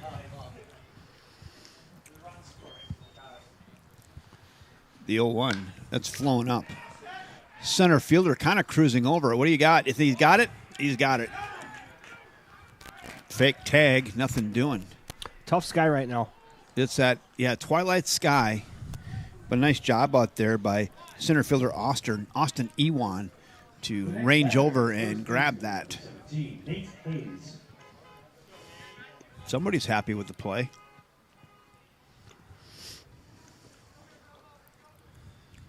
One down. Go to Nate Hayes after the fly out to center. Nate Hayes hit into a double play his last time up. 0 for 2 today. According to Nate Hayes, he'd be due. And actually, he doubled his last time up. I'm reading through my chicken scratch, so I take that back. He doubled into the left field corner. Now, you remember that? He laid that one down right into the corner in front of the 312 sign. So he's 1 for 2 with a nice double. That'll get out. Giving chase along the right field line. Oh, maybe not. Geez, look at the spin on that thing. You see that hit? That thing took off.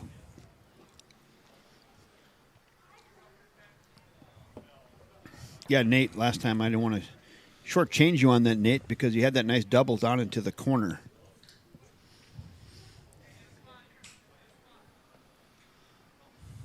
(0-2) now on Hayes. Hammered to short. That could be 2. To second for 1. On to first. Wow. Taylor made double play by the Rib Lake Osprey. And Nate Hayes rips one. But right at the stud, Zach Iverson, who spins it over to a second baseman, Levi Ewan, who flips it over to Scott Heckman at first base. And that looked pretty.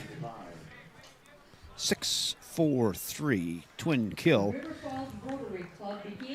2-3, and that'll do it for Chippewa Falls. In the bottom of inning 4, no runs on 1 hit.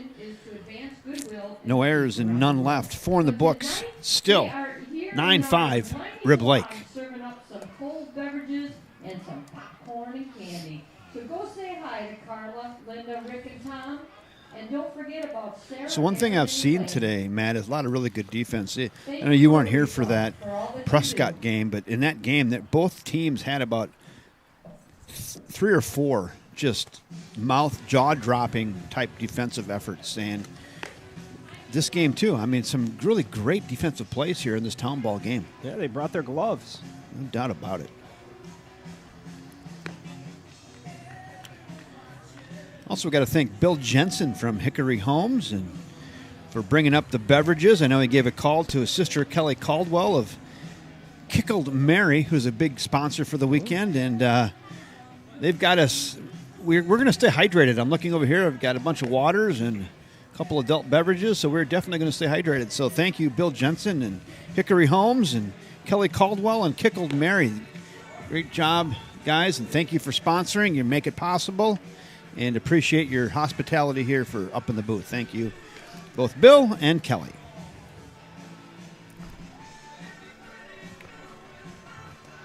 9-1-2 due up for Rib Lake here in the top of the 5th. Kinesi, Zimbo, and Ewan. Kinesi is 1 for 1 with a walk and 2 runs scored. Nothing wrong with that effort.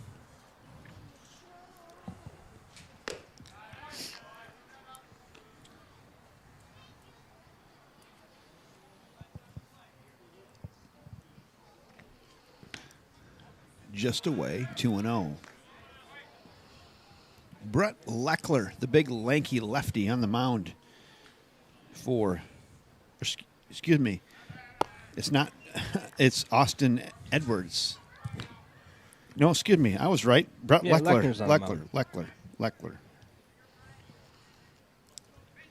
The sauce is not kicking in. It's just that I've been here for 8 hours. 3-0. Yeah, Leckler's the big lanky lefty. He's in relief of Trevor Franz.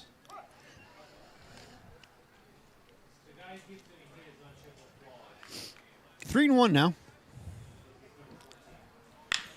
Hit the short. Gathered. Throws across. Nice, strong throw. Over to first baseman Nate Hayes. And that will retire Kinesi on a ground out to short for out number 1.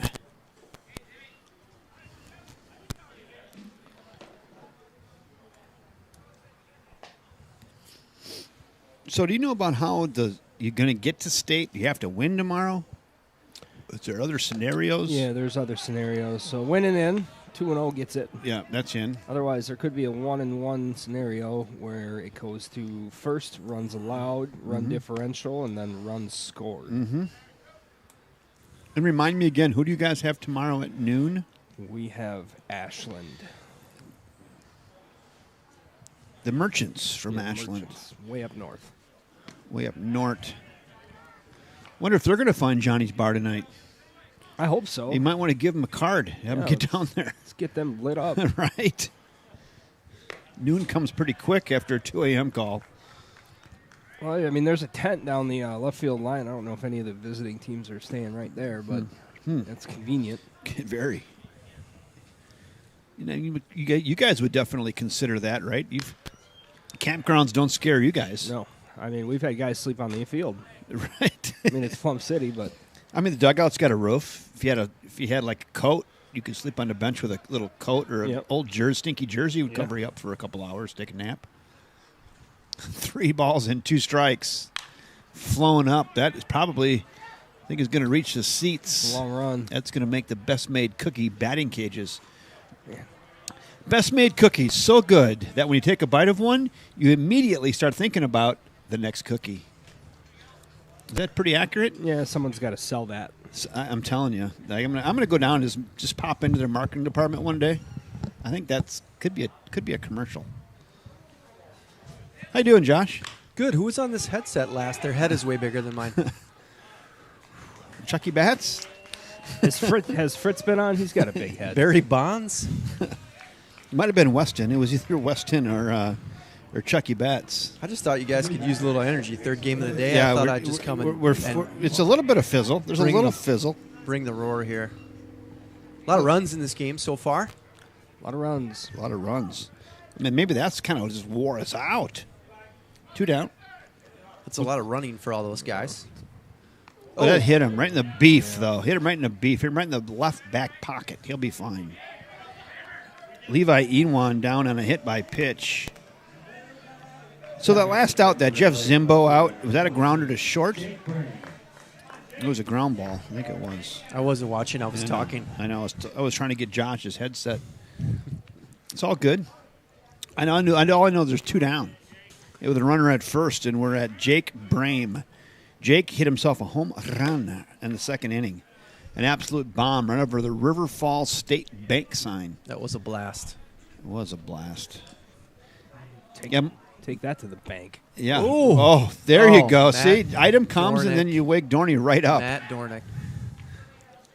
Have we talked about the little man out in right field yet? Because people We always did. ask us about that. We did, and we Okay, had some good. questions about it, and we had people asking what happens if you hit in the Yeah. net. We zoomed in on that. Last night that ground rule double was about 6 to 8 inches away from going in there. It's pretty wild. And Those are also, real close. you know, speaking of people online, have we, Kevin, you and I apologized publicly to the folks of Rib Lake yet about having the game time wrong on the YouTube channel? No, I haven't done that yet. I got but, a panic I know call they from Jeff this morning There was a that said, panic. "Oh my gosh, are you? We play at 7, right? Not at 1, because we published it. We forgot. It was Yeah. completely. Kevin had nothing to do with that. That was all my fault. You're just kind of copying and pasting something I saw I felt earlier. bad. But it's okay. So anyway, a little flare into left field. Get down ball. That's down. 2-out single. Runner's going to go all the way to third. They maybe try to score him. Here he comes around third. We even have a play at the plate. Throw to the plate. Up the line. Safe. Woo! Great slide and hustle right there. And scores. Levi Ewan just getting it done. That's a little bit like a 9 and under game right there. Just send them and send them and send them and send them. That happened on that triple play earlier today, Josh. That guy on the got triple on the third out of the triple play. Never even pumped the brakes around second base. Went to third, and they got the triple play. Sandlot rules. You're probably going to see that on a highlight clip somewhere. Triple play. T-ball rules. Last batter, just keep running. It kind of. I think I mentioned that. Let's hit It's the hard. third. Gathered. It's going to be a long throw across up the line. Tag. Got him. Tag. Ooh. Safe. They say. Ooh. Safe. They're going to double check it. Look at they're checking with the umpires now. Oh, check. He says I don't see. Oh, here we go. I'm going to zoom in on this. Josh, what do you think you got? What do you got? Well, he's doesn't matter what I think. It's what they think. But yep. Out Good at job, first base after the nice tag by the first baseman on the way by. And just because he couldn't have caught it and caught the ball and not tagged him, right? Like those things couldn't have happened. That's what I think. 5-3 ground out for the third out of the inning.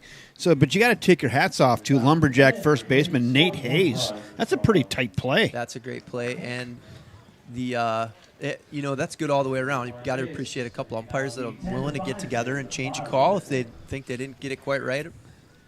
And then you see the Rib Lake guys coming off. There's a sportsmanship piece to that of not getting all over them because they know that was the right call, I think. And There was a lot of goodness in that. of It was just a lot of wonderful goodness. A lot like inside of a Fig Newton. Yeah. Right, Norton? Yeah. Need for goodness what or I'm badness? Goodness or badness, Danny? No, that was. I mean, great defensive play by the third baseman. Great catch up the line by Mr. Hayes up the line at first base. Great tag. Umpires get together. They end up making the right call. Just, gosh, that's why you come to the ballpark. Yeah. That's why you come to the ballpark. Now, I've been running around picking stuff up and chasing my kids and sitting at the admissions table, all of it, right? So tell me, every time I look up, one of the Rib Lake guys has hit something hard. Has this been all night? All night Have long. they hit anything soft? Not many. They've been squaring it up pretty well. Pretty well. You know, and then, too, they cause a couple errors because you're scorching the ball around the field. Yeah. So, you know, Chippewa Falls has got 3 errors on them on the board, but a lot of those are just hard-hit baseballs. Cheapers and creepers. Jeepers, cripes all Friday.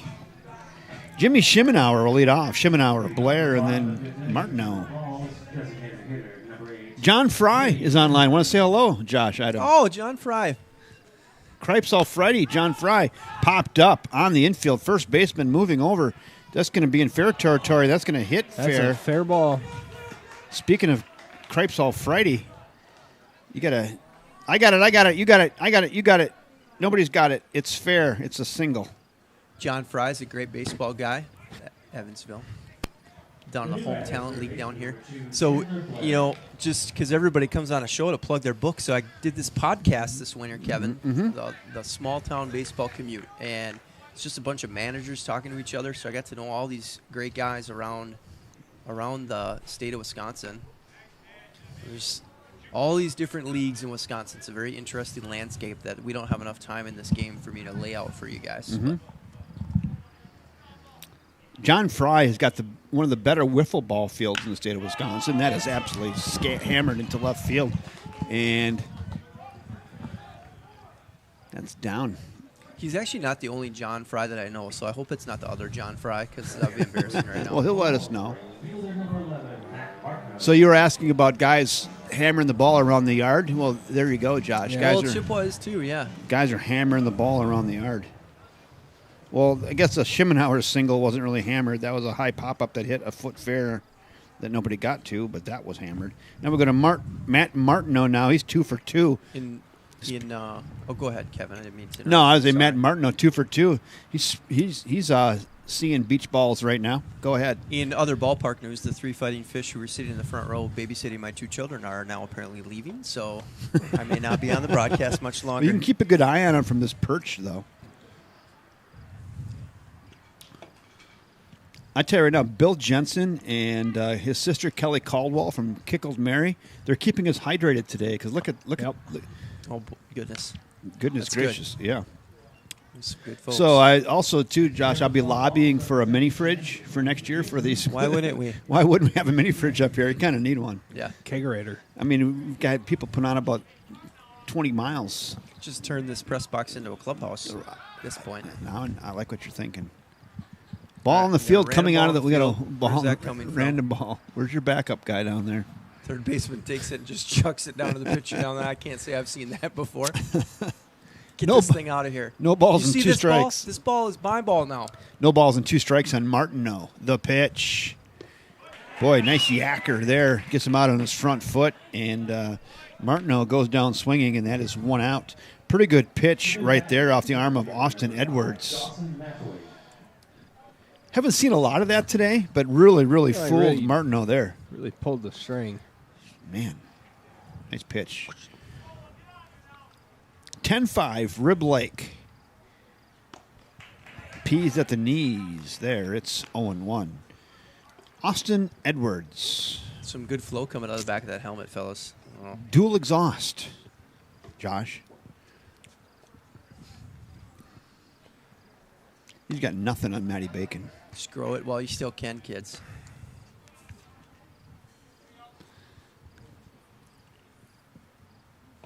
He's got nothing on Matt Dornick. That's right. Long hair don't care. Exactly. The 1-1 fouled away. Q shot there. It's 1-2. Yeah, John Fry, he said a semifinal game for the Southeast section, he said. Evansville Jays are in the HTL playoffs tomorrow. Semifinal game for the Southeast section. HTL, that's the home talent league. Yes. Kind of southern part of the state. Mm-hmm. Madison, past outside Madison, but Madison beyond down there. Chopper, that's off the third baseman's glove. What do you know he's going to do? He's going to try to go to second. Pretty good play. Oh, they called out at second base. I know they don't have the come up to the booth rule yet to check. I don't think they're going to tonight, and he's out at second base. Good job by the third baseman, Steve Mann, to stick with that and then get Chandler Blair at second base on a 5-3 put out for the second out of the inning. And Mathwig reaches on a fielder's choice. Runners at the corners now with 2 in the bucket. That's hammered to right and caught on his knees out in right field by Jeff Zimbo. Zimbo says, zip it. Yeah, I'm taking this to the bank, and you're done. Nice play. Look at that high fives all the way around. That Rib Lake Osprey dugout, a little jacked up. Luke Franz lines out to right for the third out of the inning and caps it. Chippewa Falls Lumberjacks get no runs on 2 hits, no errors, and 1 left. After 5 innings of play, 10-5, Rib Lake. For $5, you can get 6 tickets. For $10, you get 12 tickets. I think it goes on from there. I don't know where we're at with our prize money yet, but here are the guys on the third base side there. They'll come around and get your last few dollars. John Fry, good to have you on tonight. I still think, John Fry, though, we need to get this geared. We need to do a live broadcast of a wiffle ball game from your backyard.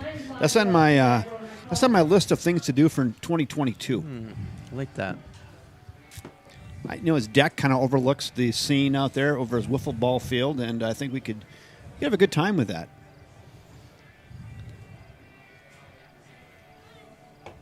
Played a lot of wiffle ball, Doran, in your life? Oh, A good amount. I would say on the wiffle ball court, I am a above average hitter. What we actually played in Cottage Grove was called tennis court baseball.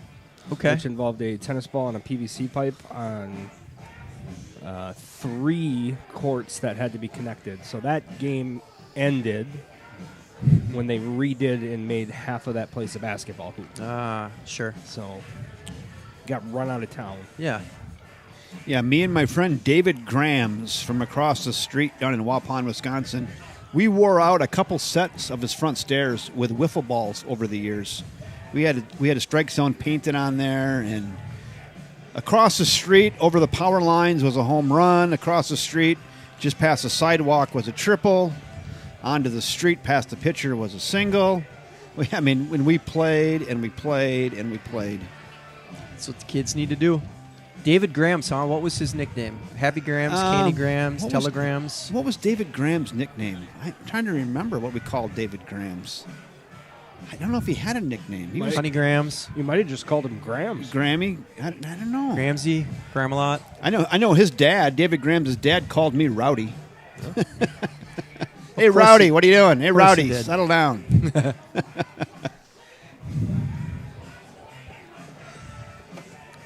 So we're having a conversation now.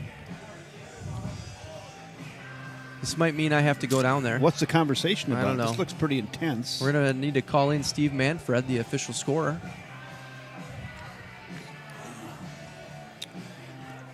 You're seeing at home what we're seeing here, and we're not quite sure yet. Sir, he's got a little bit too much eye black. Yeah, John Frywood has talked about that, about the interview with you and Josh, and that was good. Are we talking about... Is this like a John Boy Media situation, guys, where we should just be saying, you know, the guy was this tall. He was just this tall. But what if the guy was that tall? Tall. How tall do you have to be to build a 10-foot wall? I saw about this tall. Right, I saw him... And then you just get going and going, and you just build it. Going, yeah. Hey, you guys ever built a wall? Listen, I know about building walls. Retaining walls, poured walls. It was all a big kinds of wall. walls. It was a big wall. There was a wall in my neighborhood one time. I mean, it was throughout the neighborhood. It was back and forth. People were on one side or the other, and they were all just talking about this wall. Big wall. Big wall. It was a huge Back wall. and forth wall. Because Yeah, I don't know, guys. I don't know about walls. Some guys did some spray paint on there, a little bit of graffiti. We wiped it off. Everything was okay. Do we have a boo, a batting out of order? It said, bam, fireworks were going off. It was just awesome. Uh-oh. Looks like I'm coming down there because they're looking up They're here. looking for you. They're looking. They See said, you where's later. Josh Idem? Let's bring that tournament coordinator down there. Josh, go settle things down, would you? They're giving when they go palms up, Josh, and they're pointing to the booth. That they're looking for you. Maybe they're out of left-handed baseballs. Okay, Brett Favre. That's good, though. So what do you folks at home think's going on? There's a lot of palms up. We're going to the top of the sixth. It's 10-5, Rib Lake, and we've got a little bit of, I don't know if I can't quite call it controversy yet because I don't know what's going on, but we've got a serious discussion. I'm really baffled. I have no idea what they could be possibly talking about here. Right?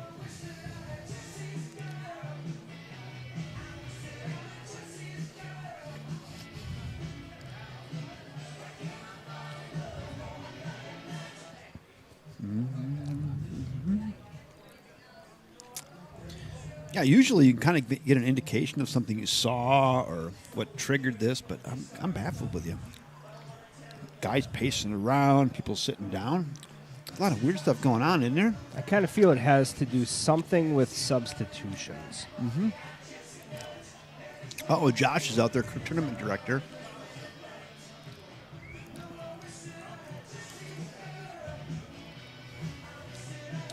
But the two teams are talking to each other like they're not mad at each other. No.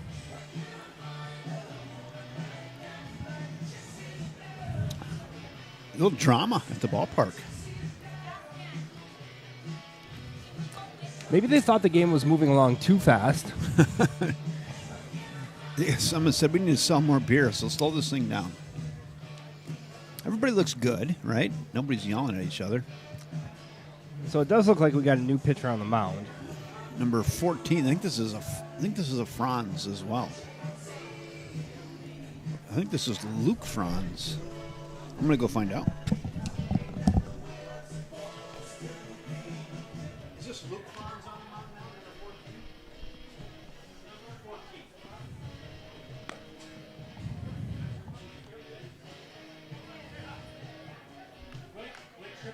couple Lumberjack outfielders taking a quick nap out there.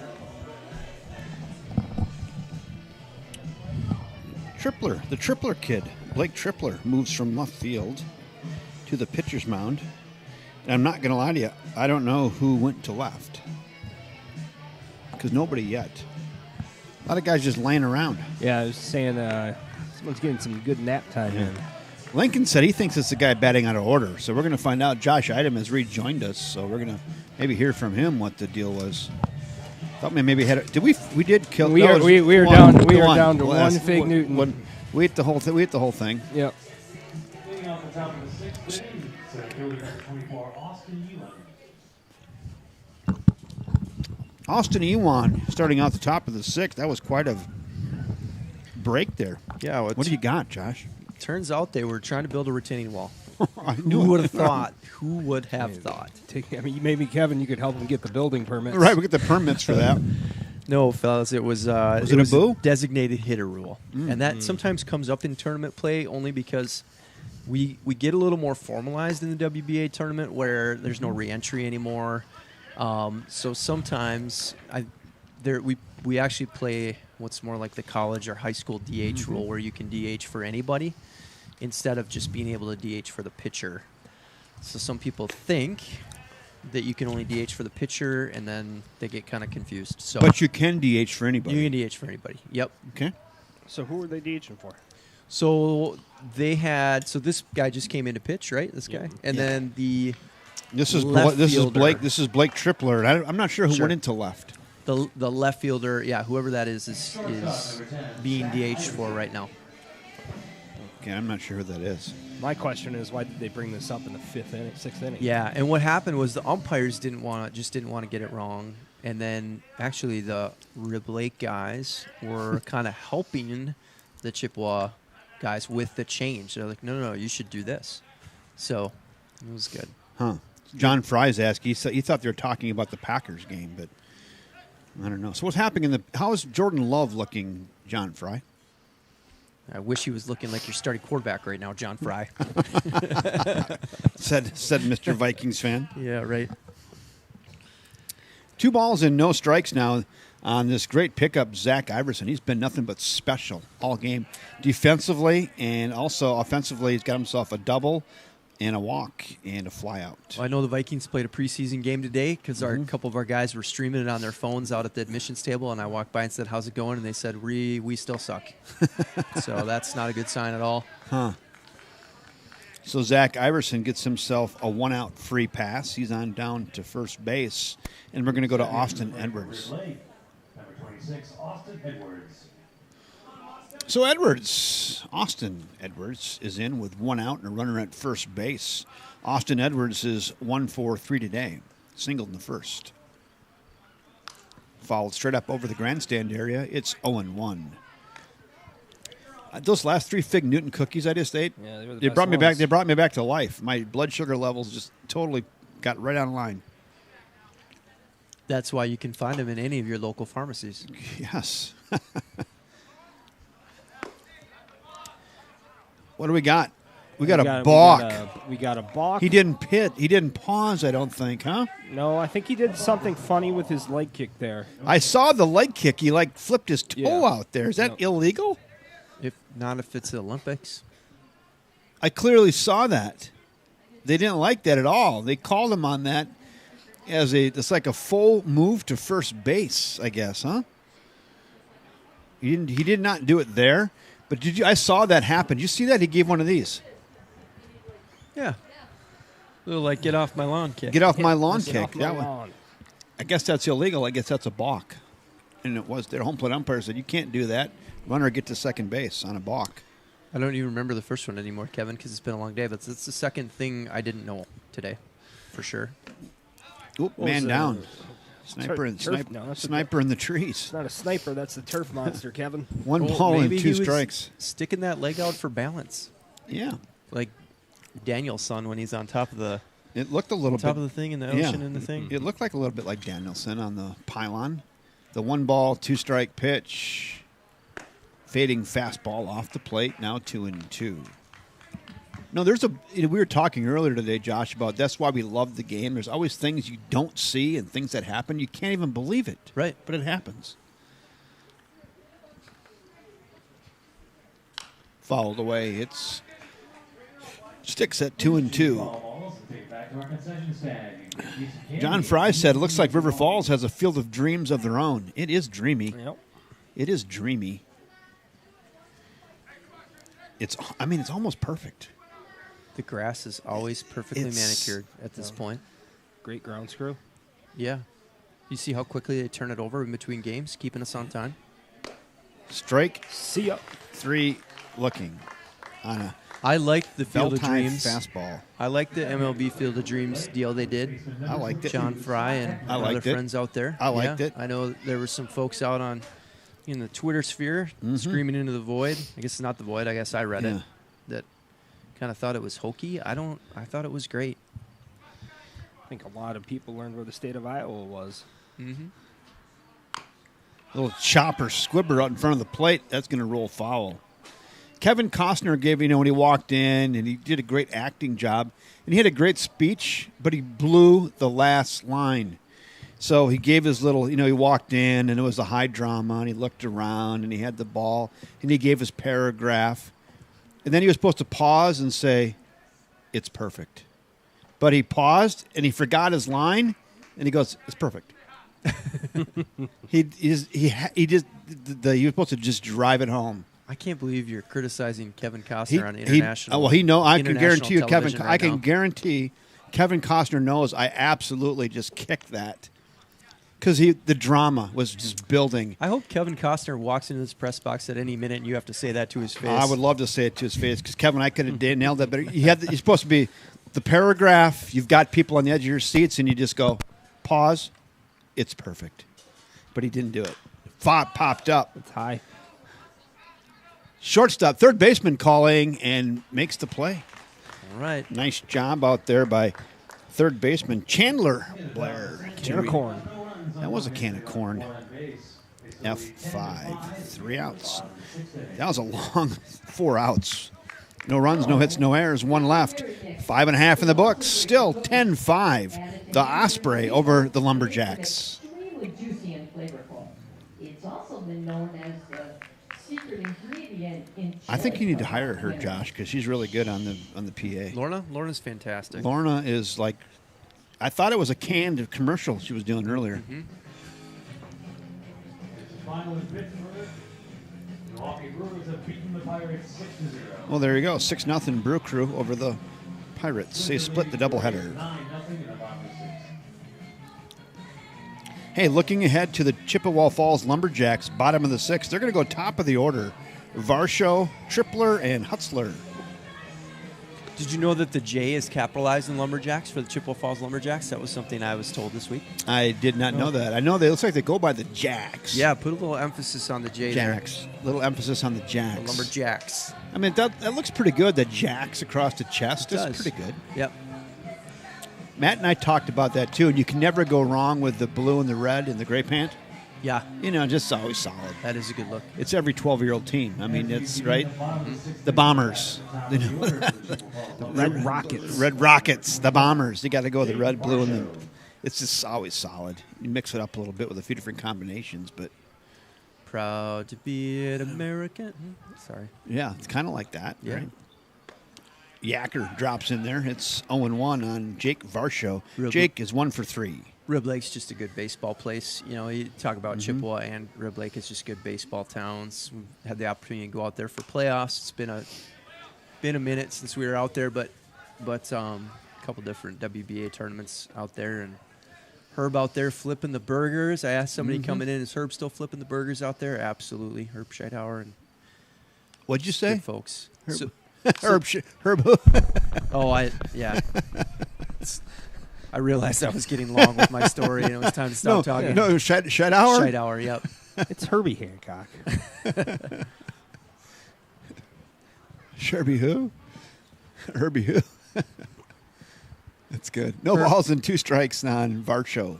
Herb's hopefully watching if somebody turned the internet on for him. Varsho with a line drive into left center field, and Varsho's got himself a leadoff single. Good piece of hitting there by Varsho, second hit of the game. I know we roasted him a little bit last game. We gave him a come on man, but he's come back here with a couple strong hits. Fielder number 14, Blake Tripler. Now we're going to go to Blake Tripler with nobody out. Oh, correction. I'm waiting. Pitcher, Blake Tripler. Yes, right. That's what it is. Old Uncle Charlie finds the back door and drops in there. It's 0-1. Had Mr. Tripler a little bit fooled on that little knee buckler. Uncle Charlie, old Uncle Charlie, he ever get married? That Aunt June, or who is that? I think he probably did, and I think I've seen old Uncle Charlie, and I think I've seen Aunt June come in on the back door on 0-2 once in a while. 1 ball and 1 strike. Filthy. Looks a little Matt Dornick-ish there.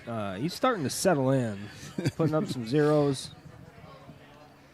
Ball's got a little better break now than it did in the early frames. 1-2. I'd come back with it. Nope. Starts that over the middle of the plate, fades that off the plate. You're just not going to hit that. Tip your hat right there to Austin Edwards. That is a great sequence. His cousin Chucky Jr. at the end there. My goodness. What kind of pitch is Aunt June? I ain't never heard of that. Me either. I'm going to use it. I don't know. But I think we'd follow like an old Uncle Charlie. That was almost an Aunt June right there. I'm going to start naming the rest of my pitches. And right now, Austin Edwards says, he's shaking off the 1, and he just says, I like 2 right now. It's whatever pitch makes the best rhubarb pie, guys. That's it. That's absolutely it. The 0-1. Just off the plate. Fastball. Tailing fastball. It's 1-1. Just don't forget out on YouTube that there's a chat feature. So if you want us to be quiet, just tell us. John Fry's on it. He's liking what we're doing. He's buying what we're selling. So Varsho's out to a 3-step lead. So Varsho over here at first. So they had 2 Lumberjacks get picked off in that earlier game today, and then when Varsho got on at first, he says, I'm not going to be the next victim, and he literally got a 3/4 step lead.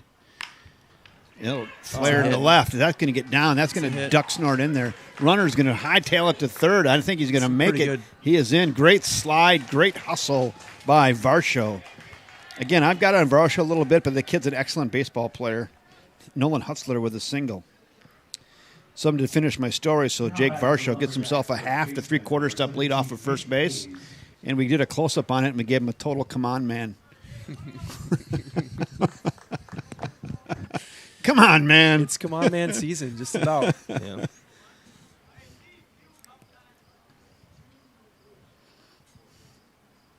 Runners at the corners now with 1 in the bucket. This fella here, Nate Hayes, he pulled himself out of that last game. I don't know, he had a minor injury or something. But he found the ibuprofen bottle because he is back and he's looking good. Got himself a double. That's hammered into the left field corner and foul, just foul, about 6 feet. If he took a look at the outfield fence, we do have about 3 or 4 chiropractic options to choose from. Chiropractic. Somebody was probably open today if you just work your way down the list. Divine Liquor's up there, too. I just can't believe we don't have a Walgreens on there. And Jimmy's bail bonds. The 1-1 inside now, 2-1. Or Chico's bail bonds, I guess. Chico's bail bonds. I don't have any favoritism, guys, other than just a close game that's exciting at the end. So I am just openly cheering for a hit here. There it is. That could be through on the left side, and that is through on the left side. That will score a run. There's Nate Hayes coming through with an infield single to plate Varsho. And Chippewa Falls gets himself another run to make it 10-6. John Fry is asking if Varsho has an older brother in the MLB. I'm not sure of that. Does that name ring a bell with you? Well, a lot of Varshos around the Eau Claire area. Mm-hmm. Dale Varsho is still the coach of the Express, right? The Northwoods team. So I'd be surprised if there's not a relation there. Could be. Don't know it though. Hey, John Fry, hit the Google box and find out. So here we've got a Jake Varsho. Yeah, geez, John, why are you asking us? Hit the Google box right in front of you. 833,000 answers just at your fingertips. Right there. And if you don't want to type it in, John, you just hit the little microphone button and shout into your phone. It'll tell you. We should point out that we actually do know John. Otherwise, John we Fr- just oh, sound yeah. like really like sweet the hacks, people. like we're just trying to John, get after one of these. I would hope would be saying the same thing. to Right, us. right, exactly. So we got a new pitch here. So Austin Edwards, he had enough tonight, and let's see who the Rib Lake Osprey bring into the game. As long as whatever happens down there, I don't have to go down and help with it. We're in good shape here. I haven't heard this song in 37 years. Let's turn it up for everybody.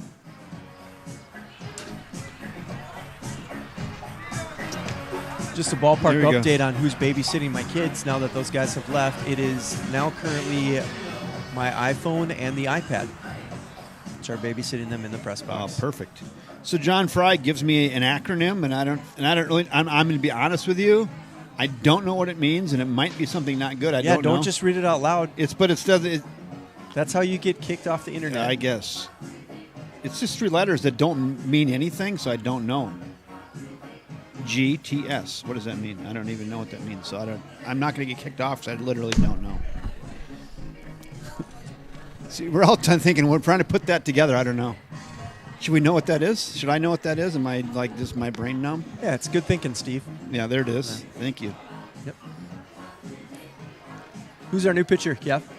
I don't know. I don't have the scorebook, so Oh, I he almost hit the umpire. hit the ball. Hit the ball. Please tell me you got that on camera. I have never seen that before. I have either. that. I have it. That is not the guy you want to hit with No. a pitch like that. So I'm going to let Steve tell me who it is. It's number 5. Number six. Steve, 6.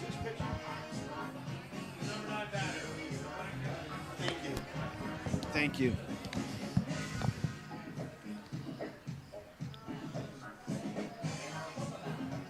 Bryant Kinnery All right. went from catcher to pitcher. Well, right now he's indicted for first-degree attempted murder. So this will be his last appearance for a couple weeks. Okay, so John, it's polite. The GTS means Google that ship. Ship. It's a wooden ship. John's on the right level. He's not going to get us in trouble. No, Thanks, Jax. Jackson Larson. we do that well enough on our own. Yeah. Nah, we tried not. I think it's one of my. I mean, I'm kind of pretty loose and have a lot of fun, but I've been doing this for 13 years now, and I don't know how many thousands of games. One of my claim to fame is I have not had a parent call me yet. It's pretty good. Because you don't give out your phone number, Kevin. Right, there you go. That's funny too. But I figured they would find me. I haven't had a parent call me yet. I'm knocking on wood. I think that's pretty good. That is pretty good. They would definitely reach out to the athletic director. The They have. athletic director would definitely find your number. They would find me. I haven't got that yet. I haven't got your quit talking bad about my kid because I just wouldn't do that. We celebrate all athletes. That's the game plan. We rib some people, but I always say in love. Just trying to make him tougher. Tougher, right? Tough love. Tough love. Got a nice little cool breeze coming in this press box right now. It is. John Fry, he got a lot of tough love throughout his career. I'm sure he did. You're just making people afraid to comment on Hey, Jennifer YouTube right Varsho. now. So Jennifer Varsho's on board, and we've got answers. We've got Oh, answers. Goodness. Jake Varsho's dad, Dale, manager of the EC Express.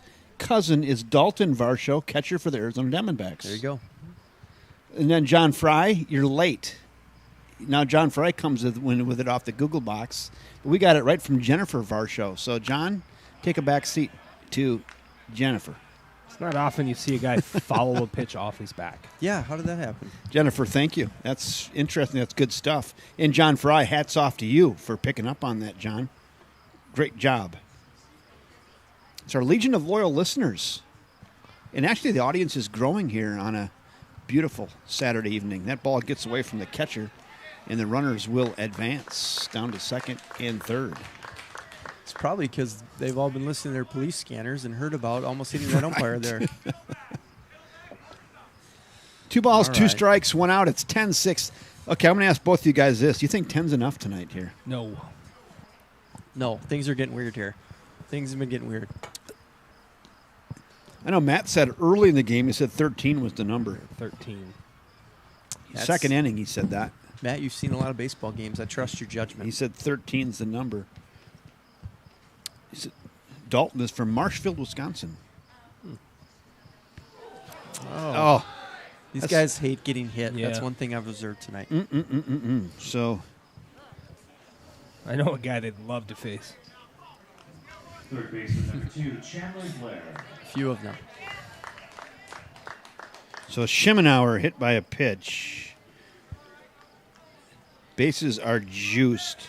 That sounded like somebody shot an elk at 347 yards. Oh, it's Oh, thump. Hit to short. That could be a play. Second. I don't think so. Nope. No, they called out. They called out at second base. Bring that one to the booth here. I got an answer. Okay, here we got it for you. We're gonna watch this replay here. Hold on. I got an answer. Slide. Yeah, he was way safe. Yeah, that's on true. that. So hold on. We're gonna Matt Martineau, the right fielder, is the new batter. He's number 11. safe. So Matt, Safe. if they came up to the booth, we've done that earlier today though, and again, we're not meaning that to get on the umpires because they're all doing a great job. But hey, if somebody asked us and they said, "What did the replay say?"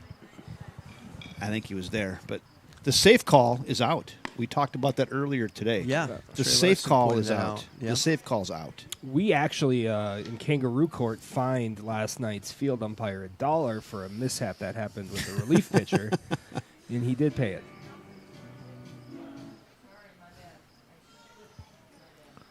Two down now, runners at the corners.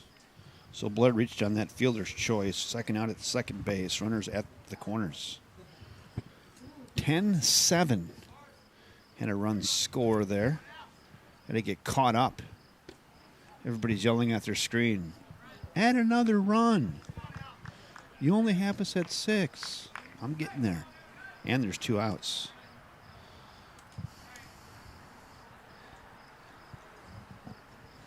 Matt Martineau. Matt's got himself 2 hits today. He's 2 for 3. Looks ready to hit here. Bryant, I think it's Bryant Kinesi on the mound. That's what I was told. If not, you can chime in with that too. Kind of quiet right now, fellas. I know. Sorry. Very quiet. Almost too quiet. Throw down. You going to send a runner? No. I'm going to credit that, though. We talked about Mr. Nate Hayes. I think he's a little dinged up, so we're going to cut him a lot of slack. Mm-hmm. We were quiet because we knew there was a theft coming in and didn't want to alert the authorities. Stolen base for Chandler Blair. Well, this is a huge-ish at bat right here. Matt Martineau, he's got 2 hits today. Trying to square one up here at 3-1. That's a soft roller to second base. Second baseman gathers it onto first and got him by 4 steps. Clutch little play there. So Martineau grounds out to second to end it for the Lumberjacks here in the bottom of inning 6. They do get a pair of runs, though. They get 2 runs on 3 hits, no errors, and 2 left. 6 in the books now from First National Bank at River Falls Field. And we're going to barn burner, fellas. It's 10-7, Rib Lake over the Chippewa Falls Lumberjacks. If you and your family I think it's time to stretch, too. Maybe it's time for a new home. Not quite. One more half inning. Is it close, though. But they got the Hickory Homes ad in there, though. Yeah.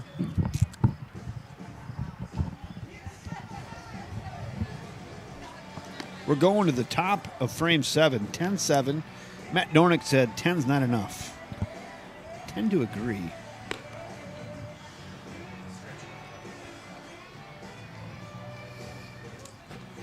Texans 13, Packers 7 in the third quarter. Both teams just absolutely lighting it up, huh? Go Pack, go. Go Pack, go. 13-7. Hey John, how'd they get the tutty? Is that a Jordan Love hookup with somebody, or did they run that in?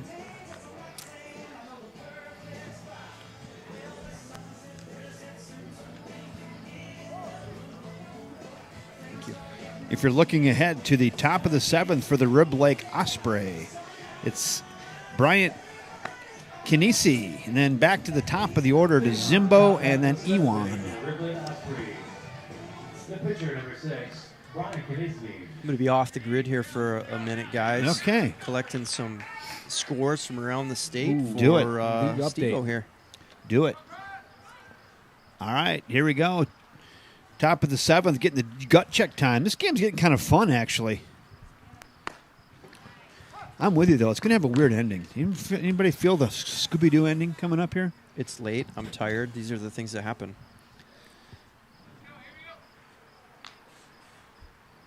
Yeah, you've always got the real ending, and then you got the Scooby-Doo ending. I think this one's going to have a Scooby-Doo ending. Like something weird's going to happen. No balls and 2 strikes.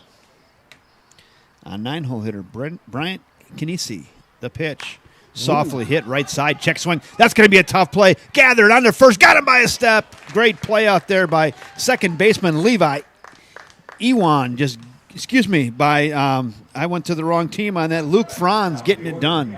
Nice job, Luke Franz. Way to charge the baseball. The hitter looked like he was putting there. Yeah, he just thought that would have been in the back of the cup. So Franz, nice play to get Bryant Kinesi. 4-3 ground out. 1 down back to the top of the order to Jeff Zimbo. Zimbo, another slow roller. That pitcher gets that one on to first. Underhand, that's easy. 2 down. And just like that, a couple pitches and 2 outs here in the top of inning 7. 1-3 if you're scoring along with your number 2 lead pencil in your McGregor scorebook. And we're going to go to Levi Ewan now. Levi's had a nice night. He is 2 for 2 with a walk and a hit by pitch and 3 runs scored.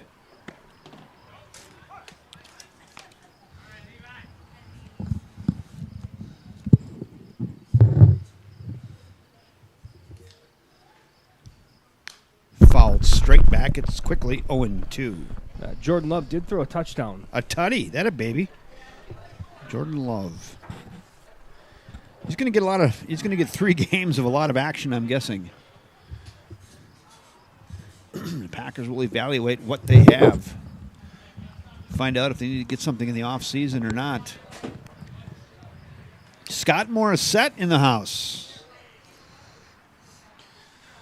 1 ball and 2 strikes. Did you get in on that 50-50 raffle, Kevin? Levi Ewan, I didn't get in on it. I should, though. I lost earlier today. Did you? Along with other people. Another pitch. High chopper to the shot. It's off someone's foot, and that's going to go into no man's land. And nice job there by Levi Ewan, just beating out that really weird infield hit. Did that hit something on the mound? No, it was went off the pitcher's glove. Foot or It was glove? off his glove. He tried to reach for it. It's called a base hit. Now we go to 3-hole hitter Jake Brame. Jake Brame has got himself a home run, a walk with a run scored, and a double. He's 2 for 3. Hitting in the 3-hole. See if he can square one up here. Oh, he did that thing again. Yeah, he did that foot thing Did again. that thing again. Hey, Dorn, you can't ever teach your pitchers not to touch that ball, can you? Or do you? You teach them not to reach? There's too much instinct there. But, I mean, pitchers are your best athletes on the field. You might as well let them go for the ball. That's Right. flowing to left. I don't know. That's going to be close to the line. Left fielder going over and drops the ball. That ball is down. And they're going to have to hold the runner up at third. It'll be interesting to see how Steve scores that one. I'm going to go right to the scoreboard for you. If I can find it. There it is. Watching, waiting, watching. Steve, what do you got? Hit. Right there it is. Tough play. One you can't assume he's going to make, I guess, right? Third baseman, number 21, Steve Mann. It's a tough play. Real tough play. So now runners at second and third with 2 outs after that double off the bat of Jake Brame. And, boy, a couple doubles for Jake Brame. Now we go 4-hole hitter Steve Mann.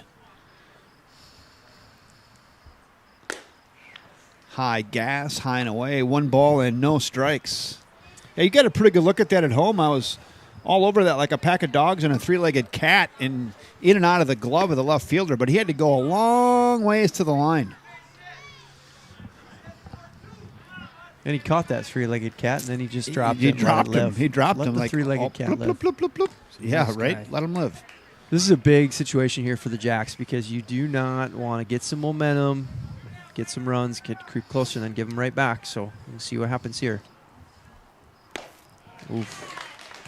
Boy, gas. And everybody's pretty jacked up about that. Yeah, strut off the field right Look there. at that. Young man. That's a strut for a youngster. Look at that. McGregor walk.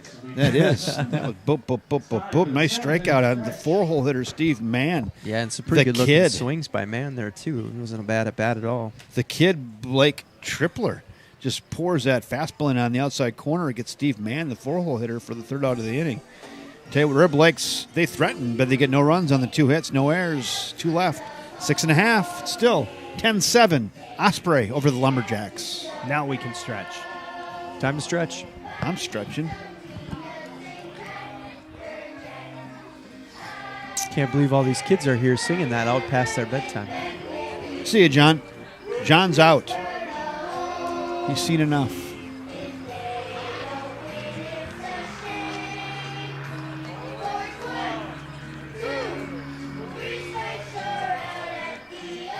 I'm not sure what it means, but we've had our largest crowd at one time right now.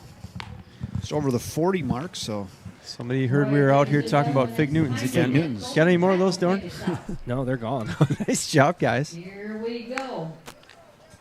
No, we dusted those off. Oh, by the way, I did see Fritz walk off with a second pack, though. the second number is the so- 3. 8, 8, 7, 2. Once again, that raffle ticket number is 338872. That lucky winner can go over to the Miney's Lodge and visit with Well, those they just announced the 50-50 raffle winner. So if you have 338872, you should have stayed here Should have stayed. if you're listening. 8-9-1 due up for the Chippewa Falls Lumberjacks here in the bottom of the 7th. They're down by 3, but I'm not counting them. They're down, but I don't think they're out. What do you think, fellas? 8-9-1's a dangerous place. You're just looking for one of these couple guys to get on base and turn it over. They'll find a way.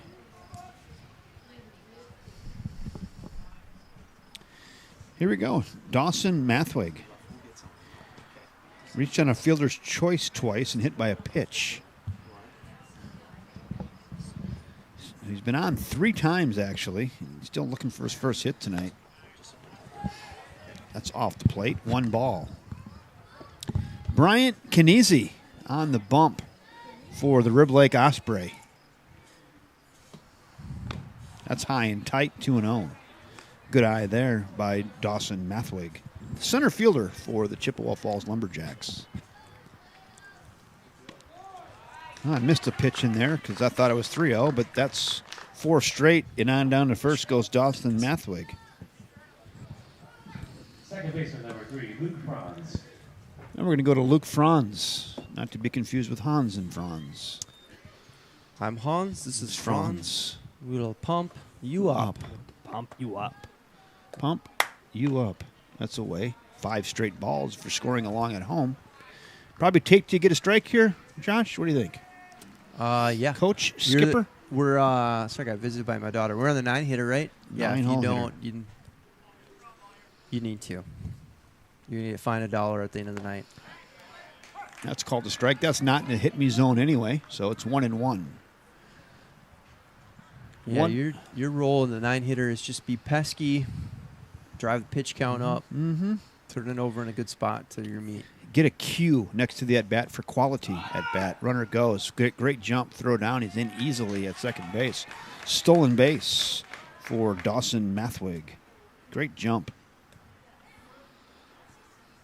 That takes a double play out of order, and Luke Franz now can see if he can advance him to third. Maybe be unselfish and hit one to the right side and get him over there. Maybe sneak one through.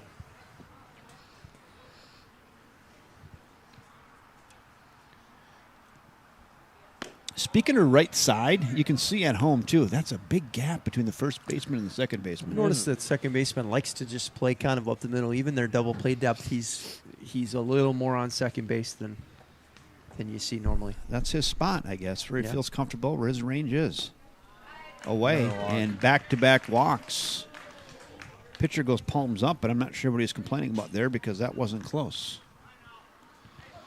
So back-to-back walks. So, Josh, as you said, he walks the 8 and 9 hitters, And now as runners at first and second, we're going back to the top of the order to Varsho, Jake Varsho. Varsho's 2 for 4 tonight with 2 runs scored. Shows bunt. I like it. Yeah, I think you need to here. You need to plate a couple. Just such. Let's just get into it. How do you defend this with a good bunt? I mean, where are you going to get your out? Yeah, because that third baseman is in, but he really needs to Stay home. back. You want to know what I would do? I would crash the shortstop hard, let the second baseman cover second, third base can stay home, first base can stay home. It's unconventional, but Crash him from short. crash him from short. That is really If he interesting. doesn't bunt, hit this one, I have another point to make. The 2-0. Fouled straight back right into your living room. It's 2-1. You know, with a right-handed pitcher on there, Josh, that's why it's really hard to cover that third baseline because he's falling towards the first baseline. So you're going to have to do a crossover step and then hustle to get to the line. Bunt is just so difficult to defend on first and second, nobody out. That just finds the corner, and it's 2-2. Well, doesn't matter what we think. Doesn't matter at all. He's not bottom. And what's harder to defend is a 3-run home run. Real hard. What I'd love to know if I could get in the mind is the first pitch, and we'll talk about that in a minute here. Here See comes what the happens 2-2 to Varsho. Chopper to the third baseman. Steps on his bag. Throws across the infield. And dug out and out at first base. Wow, what a huge double play right there for the Rib Lake Osprey. Wow, third baseman Steve Mann stepping on his sack and then throwing it across the infield to get the double play. Wow, big time.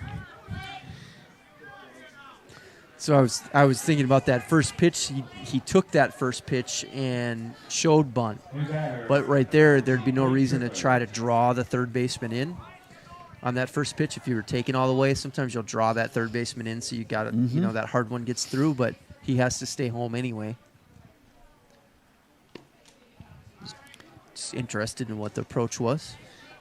But he had a plan, whatever it was. He seemed to have a plan. He was That's in the all we want. right spot, right time, right there, wasn't it? Yep. For Steve Mann. He swings through that. Does Blake Tripler. Blake Tripler's been hit by a pitch twice, singled and struck out. So he's officially 1 for 2. The 1-ball, 1-strike pitch with 2 outs. He has a runner in scoring position. That's high and away. Now it's 2-1. Yeah, that's a pretty big play in this baseball game with runners at first and second. Your 8 and 9 hitters are both on, and then he hit the double play. Oh, ouch. And hats off to the Rib Lake Osprey for just getting it done defensively. Back ankle pitch and called a strike. It's 2-2. He swings at that. That's going right off the shin bone. Good pitch. Pretty big momentum situation here. They wiggle out of this. Pitcher wants a new set of signs. Now he's got what he likes. And here it comes. Hit right back up to the box. Wow. That's off the pitcher. Nice kick save and a beauty. And everybody's going to be safe. But I can tell you right now, Bryant Kinesi saved a run there, fellas. Yeah, 100%. That ball's going right up the middle. Might sting a little bit. Now we go first and third with 2 in the bucket, and we go to 3-hole hitter, Nolan Hutzler. And Nolan Hutzler's had himself a triple, a single, 2 runs scored, and he's 2 for 4. Looks like he's feeling okay right now because he wants to keep pitching, but we're going to be checking that shin Yeah. for a concussion in the morning. Yeah, that's going to say, what kind of baseball is he using? McGregor's or something? I don't know. But They're Diamond D1 Diamond. Pros. That's going to say diamond on his shin.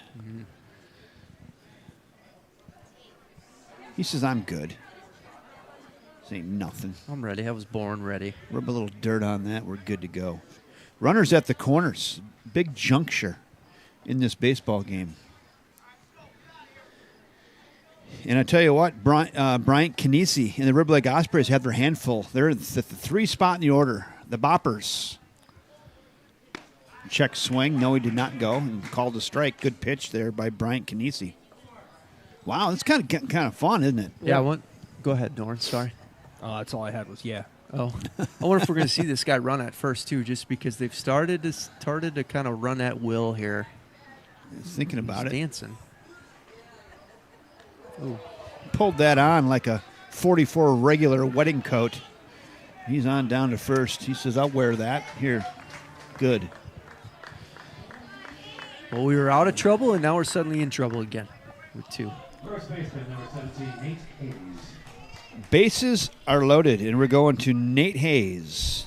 The most lumberjacking looking of the Lumberjacks. He's 2 for 4. 2 for 4, called strike 1.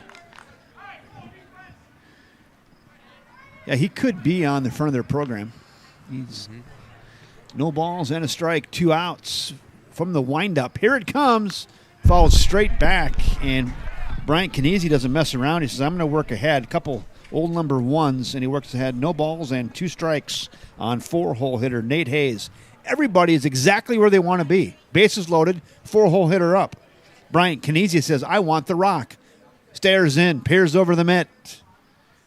Has what he likes. Here comes the 0-2. Away. Oh, nice bare hand. Are you kidding me? Did you see that bare hand stop? Yeah, check that hand for concussion also. Ouch. Yeah, he's like, geez, I had 5 nails on my fingers and I only got 3. As an old catcher, I can guarantee you that was not on purpose. Yeah, he barehanded that. Yeah. Saved a run, though, didn't he? The 1-2 to Hayes. Popped up. Short right. Not an easy play. They're all converging. Right fielder says, I got it, and makes the play in short right field.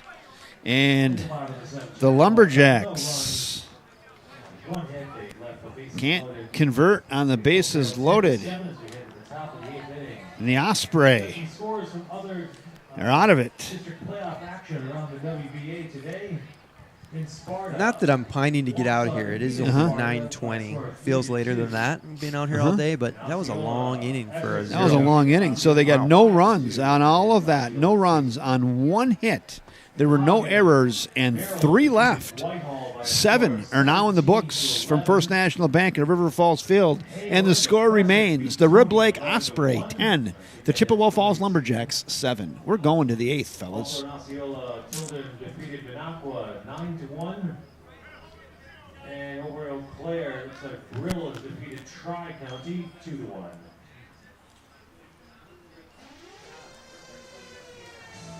Same pitcher. No reason for me to go down and talk to them about it. Let's ride the Retaining storm. walls.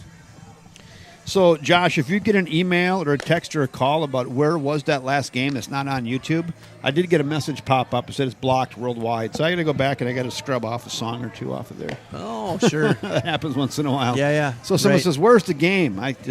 I'll probably do that tonight when I get home. By the morning, it should be on there. Because they catch the, if you guys aren't understanding that out in the web world, it's because they catch the music we play over the PA, and then the algorithm gets us. Every one of these songs have copyright infringements on them, right? But some are worse than others. Right. The Boys Are Back in Town. That was played that game. That song will get it booted every time. Every time.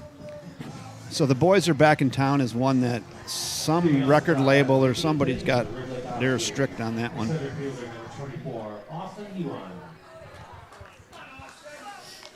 Well, this pesky young Chippewa team, I'm just going to give you an example of them just being young guys.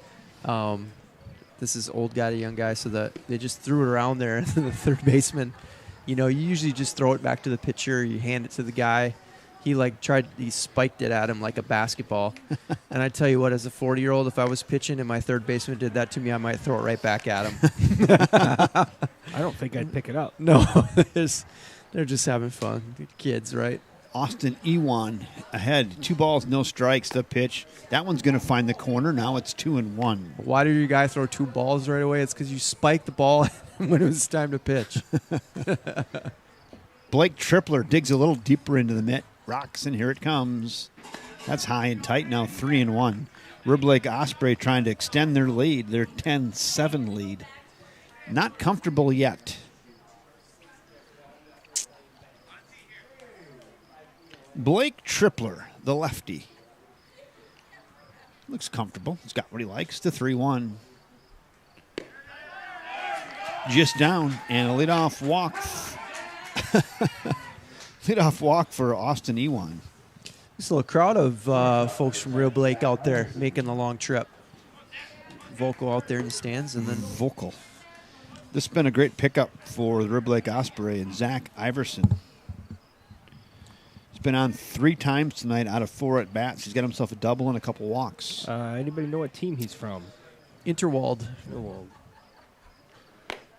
They're also the Woodticks, I believe. So we've got quite an infestation this weekend. Yeah. Oh, a little flicker. What was that there? I don't know what that was going on there. Check out the wiring diagram in this thing. Sorry that I said that about Woodticks.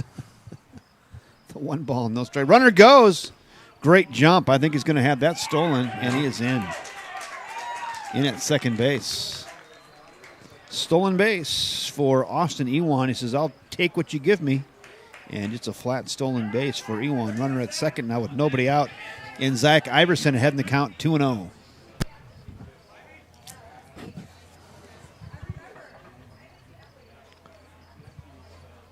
A good game. Started out kind of slow, maybe, in plotting, but it's kind of developed into a nice battle. Like a 16-round heavyweight fight. Kind of feeling each other. Well, they weren't really feeling each other out early. They had a couple knockdowns early. Yeah, just throwing haymakers the first couple innings. Yeah. I think Tyson said everyone has a plan until they get punched in the face. That's great. That is good. That's low. 3-1 now. On shortstop, Zach Iverson. Probably not a big deal. This guy's a pretty good player. You want to get your 7-hole hitter and get the double play back in order, I suppose. Yeah, maybe pitch around him a little bit. Trying to be optimistic for the Chippewa Waffles. Yeah, we always say just have a plan. Even if I don't agree with your plan, have a plan. Have a plan. Fouled straight back. That's a good healthy hack right there. I tell you, somebody who didn't want to walk was Zach Iverson. He wanted to hack, especially at a belt-high fastball. 3 balls, 2 strikes now. It's all big now.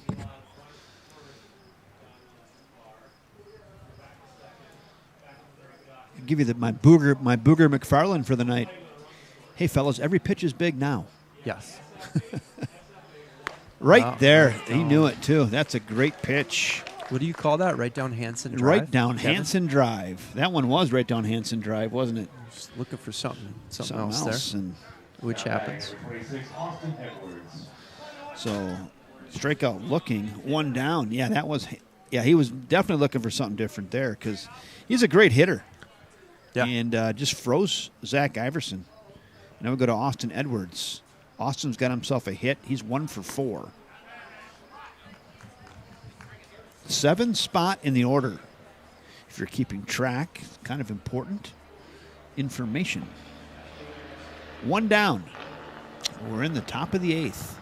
Your scoreboard's correct. 10-7 Rib Lake. Chopper to second. Gathered on to first. Got him. And there's 2 down on the soft rollout to second for the second out of the inning. 2 down. Let's go to Scott Heckman now, the first baseman. I'd love to add some color to this commentary, Kevin, but I got kind of nothing right now. And Dorn's really not helping us out fine. either. A couple of quiet guys. Sometimes silence is word. Silence speaks volumes. I think I peaked too early. He did. I mean, Dorney threw out some absolute gems early on. Some one-liners that are just. I was actually had to sit down in my chair. They were so good. That's good. That is good. Well, anybody at this point that's still watching, they're watching for the game. Yeah. I mean, Dorney came in with 6 bullets. Should have a good close. Dorney came in with 6 bullets, and he shot 5 in the first 4 outs. Thinking of these things for a week. Can't wait till I'm on YouTube. The fake Newtons are also gone, too. They are. So Right. how do you perform? Right. Yeah. And I'm not going to, after like that last little round we had, it maybe lulled it kind of like a tranquilizer dart a little bit. 3-0 now on Scott Heckman. Glad all the folks that are hanging in, though. You're witnessing a great baseball game against Rib Lake versus Chippewa Falls. A dandy, the 3-0. That one's there, now 3-1. 8th spot in the order, Scott Heckman. He's looking for his first hit tonight. He's 0 for 4. Love to see guys just taking 3-0. Like, just take. Why wouldn't you? Just take. Because you're going to get, 'Cause you might there you get go, that. right there. And the 8-hole hitter Heckman gets himself a free pass. First time he's been on tonight. He's happy with that. Runners at the corners now with 2 outs. And Bryant Kinesi, the pitcher, he's 1 for 4 with 2 runs scored. Excuse me, he's 1 for 3 with 2 runs scored because he walked in the second. Pinch runner. Pinch at runner. First. Stormtrooper. Does have that stormtrooper, that white helmet. So right on the top of the cliche barrel here would be Bryant Kinesi. The pitcher could definitely help his own cause, fellas. That's just too easy. That's really low-hanging fruit. Well, you've never said that when I'm up. Low-hanging fruit. Chopper it short. Flip it to second. They go the easy way, and they get the out at second base. So Kinesi hits into a fielder's choice out at second base, and that will do it. So you get a ground out after a walk there. I don't mind the aggressive swing on the first pitch. It looked like he got something that was definitely hittable that he was looking for. No runs, no hits, no runs, no hits, and no errors, and 2 left after 7.5. It remains Rib Lake 10, Chippewa Falls 7.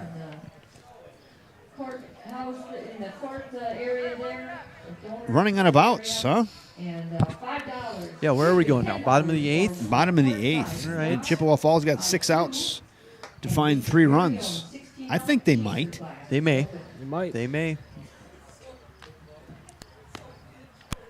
I heard may and I heard might, and I'm going to say they're going to scrap and fight. They're not going to lay down. Definitely within reach. Dorney said 13 was the number. So 10 is hanging there. Yeah. Well, though, boy, there's only been 2 runs scored since the 5th. So it's calmed down. scores from the St. Croix Valley League. The Plum City Blues are leading Glidden in the bottom of the 8th, 5-4. Glidden. Chaseburg Coon Valley is either beat Hagen 6-3, the Hagen Hornets, or they're up. I can't tell if that's a final. I've got a little chat string, a little text string with the other site directors around here. The Sea Dogs from up north beat Whittlesea 8-4. 5, 6, and 7 due up for the Jacks. I don't know if Lake Superior actually has any Sea Dogs up there. What's a Sea Dog? Don't, and give me a real answer too. It's a seal. Seal. Is it a seal? Yeah. Okay. Never seen a seal at Canal Park before. Ball No. 1. Jimmy Schimenauer. Having a nice night. Schimenauer is 2 for 3. Sits that one just foul down the third baseline. It's 1-1. Schimenauer. Jimmy Schimenauer. I like it. Yeah. It's almost as good as like Jimmy Chitwood. You know, it's good. Hoosiers. From Hoosiers, thank you. Jimmy Schimenauer, Jimmy Chitwood, those are both good.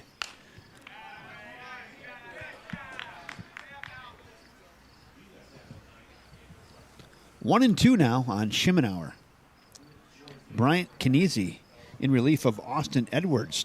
Doing a pretty good job on the bump. If I was you listening and watching, I would pause it. Uh-huh. Got 'em. They could do that, right? They can pause. And I would rewind it 15 seconds, and I would watch the reaction of that catcher to that fall ball right there. Was it good? I missed it. I'm not sure how I could describe it other than I can't. I just can't. You have But to it go back and rewatch it. Yeah, it was the shimmy, and it was the look of, like, where did all you people come from? 1 out. Curveball just misses there. 1-0. Like, instead of arriving at a surprise party for yourself, like the surprise party all of a sudden showed up in your house when you turned lights on. When you were already there. Chandler Blair. He's 2 for 4 tonight with a run scored. We're at the 6th spot in the order for Chippewa Falls. So the first one wasn't a strike, and that one is a strike, and it's now 1-2. Sometimes they just flip a coin. They're all close. They're all really close.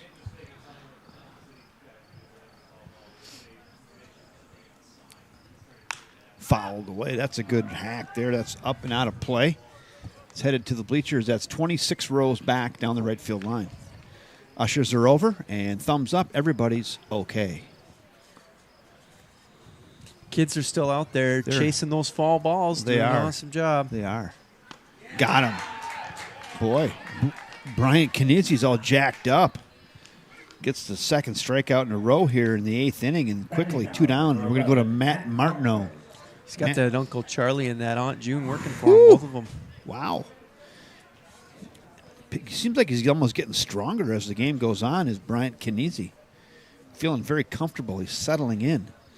He's got his hands full here with Matt Martineau. He's got himself a couple hits. He's 2 for 4 tonight. Well, if you came up and whacked me in the shin, I'd get upset and start coming at you, too. Right. You get a little adrenaline flowing. Start feeling it. The 1-0. High and tight, now 2-0. Maybe start it with 2, Matt Martineau. Found a quarter rolling around there behind the batter's box. Stick it in the merry-go-round, see if you can get her going. 3-0. That quarter might take. See, now, here's a little thing. You go 3-0, guy goes 3-0, don't step out of the box. Just keep Don't making give him, throw, right? Yep, don't give him more time to think about it. Right. Worked out for him there, but Worked I know what you're saying. Right? Though, right? You stay right in there. And if Right. anything, you nudge yourself a little closer to the plate so that one down the middle maybe looks a little bit inside. 4-pitch walk. And we go to Dawson Mathwig here, hitting in the 8-hole. These are the things you learn when you become a meek 40-year-old hitter who can only hit singles. Mm-hmm. You're not really looking to hit. You're just looking to walk. Right back up to the box. Second baseman catches that shoe top high out there. I'm not sure if he caught it in the air or he had to step on the bag there. But anyway, Mathwig lines out to second for out number 3. Tell you what, it's pretty quick work there by Bryant Knizzi on the Chippewa Falls Lumberjacks. They sent 4 to the plate. They get no runs on no hits, no errors, and 1 left. 8 in the books now. It's still 10-7. Osprey. Also impressive was the roll the second baseman had on that baseball on the mound. Yeah, how do you even get that to stay right there? Just defies physics. They had one earlier tonight landed Backspin, right to the maybe. rubber. So here's a little bit of broadcasting verite for you guys if you ever get into this and you do a lot of games. What does verite mean? Like it's verite, things you've learned, processes, takeaways. All right. Is after you've done 8 hours of baseball, when you get a batter up that's hitting in the 8-hole, you got to be really slow on that because there's a lot of things that could go wrong when you say now hitting in the 8-hole. Sure, yeah. So you got to slow it down. On like game 3, hour 8. Those are a lot of things John has acronyms for probably that we shouldn't read. Right. Yeah, but hitting in the 8-hole. Hey, there's Randy Dale down there in the front row. One of our great local guys around here. My You know what he's goodness. doing? He's walking through and picking up the Just grandstand right now. always working. That's Yeah. unbelievable, isn't it? Him and Wesley. Unreal. Here we go, top of the 9th. They're going to have top of the order coming up. Zimbo, Ewan, and Brame.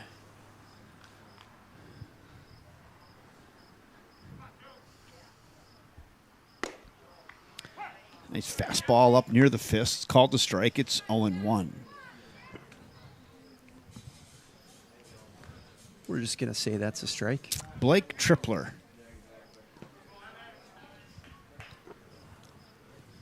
One ball, one strike.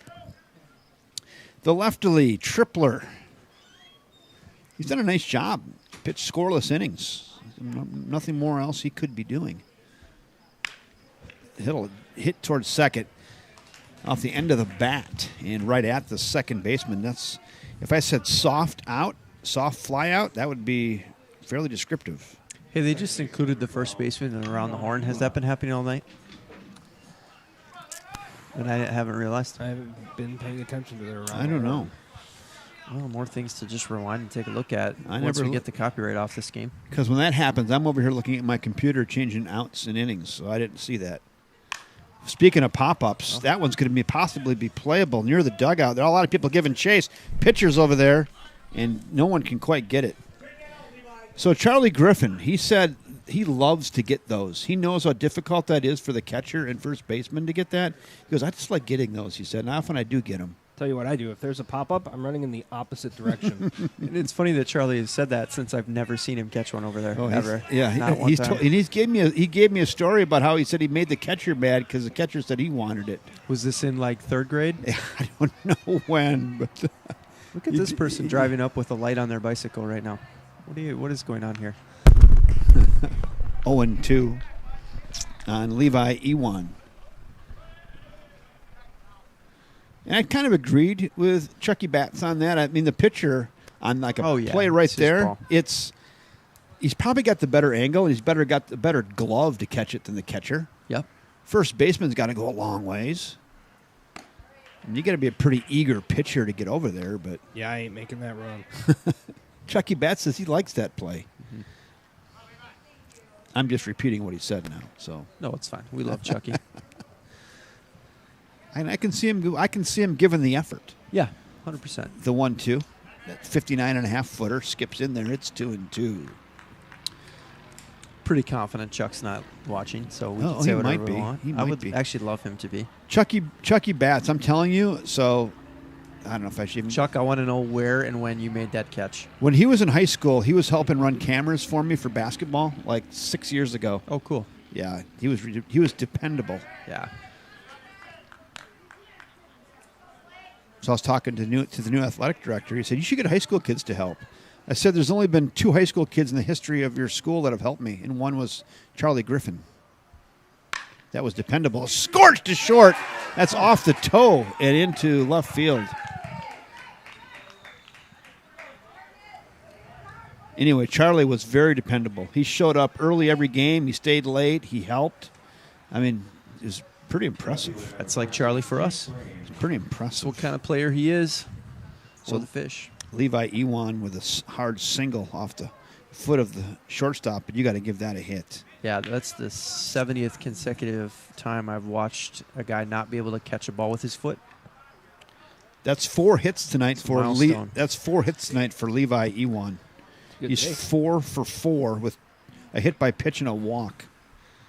That's real nice for a 2-hole hitter.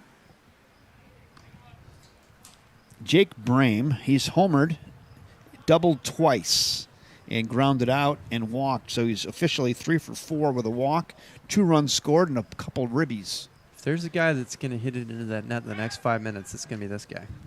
Right here, he hit one deep into the afternoon earlier. Brathal's waiting out there. Rather large nose on that guy. Yeah, it's hanging over the It's about the size of mine. fence. So So we don't know. Somebody might have made that as a portrait of me and not told me. It's possible. that garage sign underneath there is a solid sign. It's a good sign. The garage, Yeah. Bikes and Brews. Yep. They're sponsoring Wildcat football starting next Friday night. The pitch, throw down, and in safely. Good steal.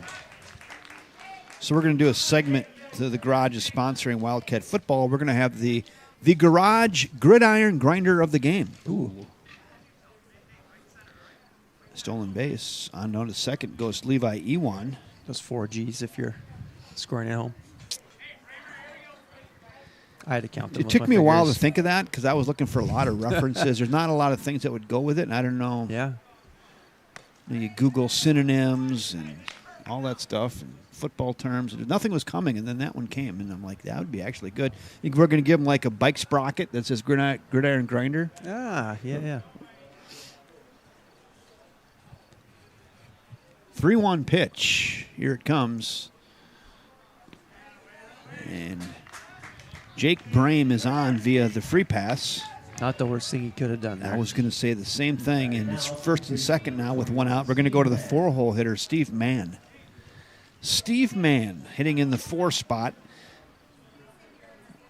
Last time, Blake Tripler just got tough against Steve Mann and struck him out. I'm sure Steve Mann remembers that and wants to square one up here. 59-footer, hops in there, and everybody's going to advance the base. That'll Yeah. take the double play off. Very good base running. Everybody on the balls of their feet, seeing a ball get away from the catcher, and scamper they do on down to second and third now with one out. And Steve Mann, the 4-hole hitter, has got a great opportunity to extend the Rib Lake Osprey lead here. Dorn, infield in, you got to, don't you? Yeah, you have no choice here. Down 3. A lot of times we talk about if there's just a guy on third, then it's infield in. If it's second and third, a lot of times we won't draw that infield in because you're giving up 2 runs on a hit. But I think they did this like in the 3rd or 4th inning, and we were going, it might be a little early, but...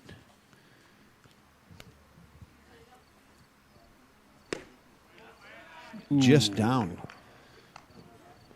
Blake Tripler tripped. It's 3-0. Again, we're at the 4th spot in the order. I suppose you got to be careful. You do have a base open. He's going to have Austin Ewan, who's waiting on deck with just 1 out. That one's there, now 3-1. 10 runs on 8 hits for Rib Lake. 7 runs on 14 hits for Chippewa Falls. Man, they've got 14 hits and 7 runs. The 3-2. Got him again. Throw down to third. Look out. Risky play there. Risky. That's what we say. And Steve Mann, tip your hat to Blake Tripler. He fought us all the way back. He was down 3-0 and then threw an aspirin on the outside corner to get the 4-hole hitter, Steve Mann, for the 2nd time in a row in a strikeout. 2 down. We're going to go to Austin Ewan. Yes. It's a pretty good sequence. 2nd and 3rd yet now, but there's 2 outs in Austin Ewan. Austin's still looking for his first hit tonight. This would be a good time. Ooh. Might want a better swing than that. Call that the excuse me swing. It's 1-1.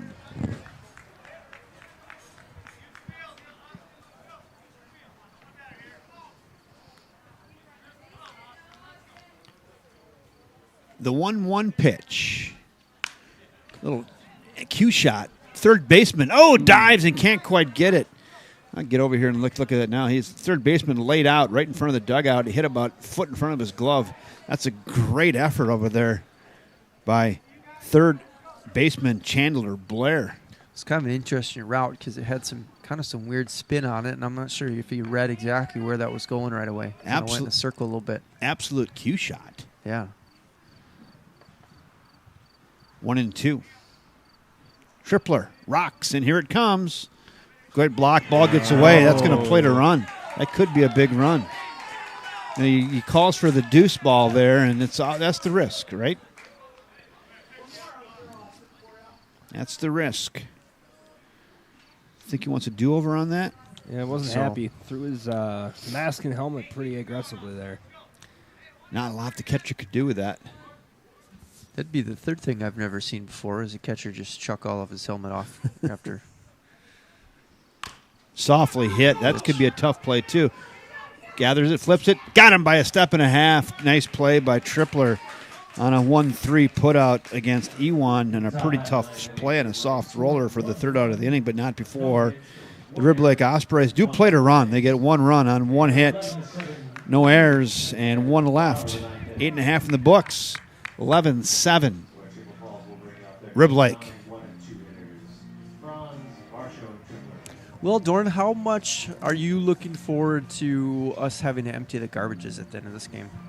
Ooh, I totally forgot about that. Yep, me too, until about a minute ago. That's all I got. I mean, you don't. At least no one has to haul hoses. Yeah. Gators.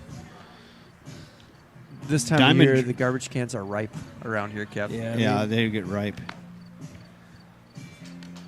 Hey, Josh, you're going to go out and get a couple buckets of clay so we can fix the mound? Yeah, after? right. Tarp it for sure. Yeah. Oh, yeah.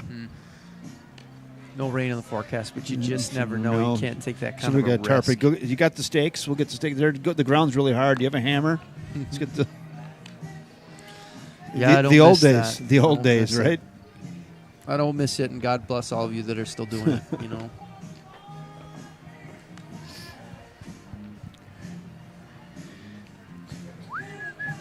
So everybody's wondering where the Chippewa Falls Lumberjacks are in their order. It's 9-1-2 due up here in the bottom of the ninth. I'm wondering what Santa Claus is doing biking around River Falls. You see him? Yeah, you get a shot of him right behind the dugout there. Okay. If you've ever wondered what he does in August, he hits the mountain bike trails around here. Look at he's on the phone with his elves Well, now. No, he's probably telling Mrs. Claus he'll be right back to the campsite in a minute, but he's just catching the end of this baseball game. Just trying to catch people baiting deer. That's pretty good.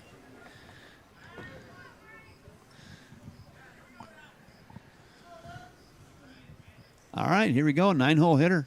Bottom of the ninth. Need 4 to play on. Luke Franz.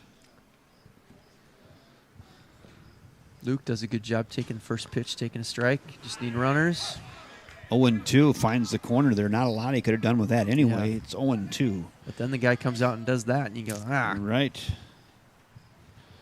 Bryant Kinini. Hit to second. Second baseman makes the play. On to first. Got him by 3 steps. And you throw ground balls. Your defense is behind you, making plays, and there's 1 out. A good 0-2 contact there. Yeah, now we're going to Varsho. Jake Varsho with 1 in the bucket here in the bottom of inning 9. And Chippewa Falls just running out of outs, fellas. Hammered on the first baseline. Oh, what a play at first base. Gathers it, flips it. Nope. Bobbles, no, safe. Good play. Boy, first baseman lays out down the line. He gets some leather on it, flips it to his pitcher who has it in the glove. It's out of the glove. They're got to give that a base hit, guys.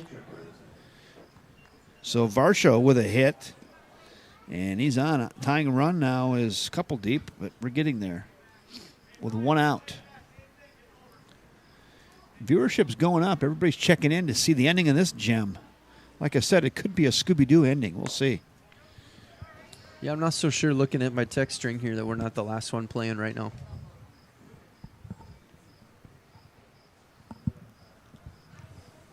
One ball, no strikes on Tripler. Runner goes. He's got that stolen easily, uncontested. On down to second base. Probably good to stay out of the double play. You're down at second now. And Tripler has got himself a couple hits tonight. Actually, he's 2 for 3. Hit by a pitch twice as well. The 2-0. That's hit to left field, and that is going to be foul and out of play. Yeah, Tripler got hit on a 3-0 pitch and then a 3-1 pitch, and he wasn't happy either time in the first couple innings. I'm with him. I just don't like getting hit by a pitch. Like, there's just nothing. Especially on 3-0, Yeah. right? Nothing whimsical about it. The 2-1. That's high. Now 3-1. Really good at bat here by Tripler. Base runners. That's the name of the game right now for Chip Falls.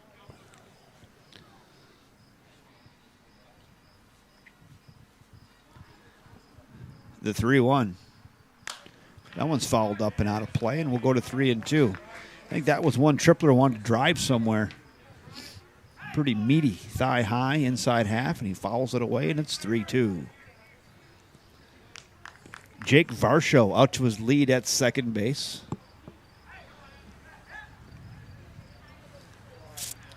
The full count pitch.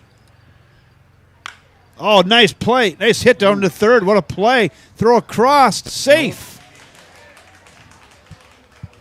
I'm telling you, though, that was a really good play over there at third base by Steve Mann. Knocks it down. Kind of laid an egg as he dropped it. He had to dig it out of there and then throw across. Didn't get him. Oh, they're going to give that an E5. Steve, tough. The ball almost kind of surprised him over there at It third. did. It shot out of there hard. It's corners now, and wow. All right. I'm going to give that an E5. I'm just going to go with Steve Manfred on that. It's E5. Runners at the corners. 1 out. 3-hole hitter, Nolan Hutzler. Looks at a strike. Nolan Hutzler. He's got runners at the corners with 1 out here in the bottom of the ninth. They're down by 4. Let's see if Chip runs here again. He looks like he kind of wants to run. They are holding them. Right in the meat of the order. 3 spot. Umpire took the gun out of the holster, put it back in, and said, that's a ball. It's 1-1. Little flinch. 1 ball, 1 strike, 1 out. The pitch. Chopper, that could be 2. To short, deep in the hole, to second. Out at second base. They're not going to be happy about that, I don't think. I don't think they're going to be happy about that. Here you go. You tell me. The batter is number 17, Nate Hayes. Close. Close. That's I think close. he was right, though. I think he was out. I think he got that one right, actually. I looked at the rest. We just saw the replay. I think he was probably right on that. 2 down now.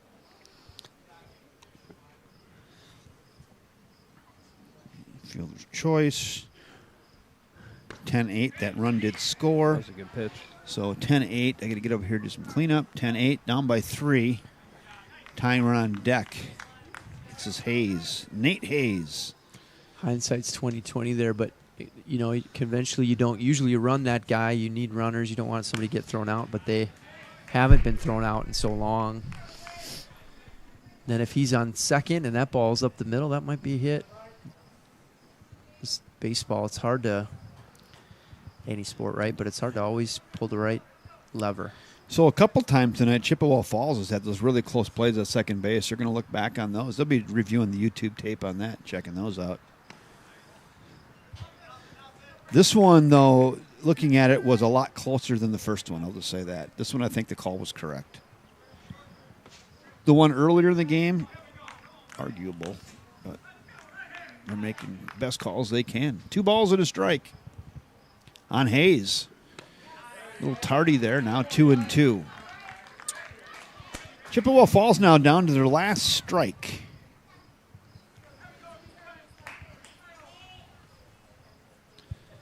Nate Hayes trying to keep it alive, find some magic. The pitch. Chopper left side, deep in the hole. Shortstop's going to go to second base, and that's going to do it. And there's your pickup player, Zach Iverson, who's been nothing but solid gold out there for the Rib Lake Osprey. Well, that sets us up for a big 3 o'clock game tomorrow between Rib Lake and Prescott to go to Winner the goes to finals. state. Oh, that will be a great game, by the way. Yeah.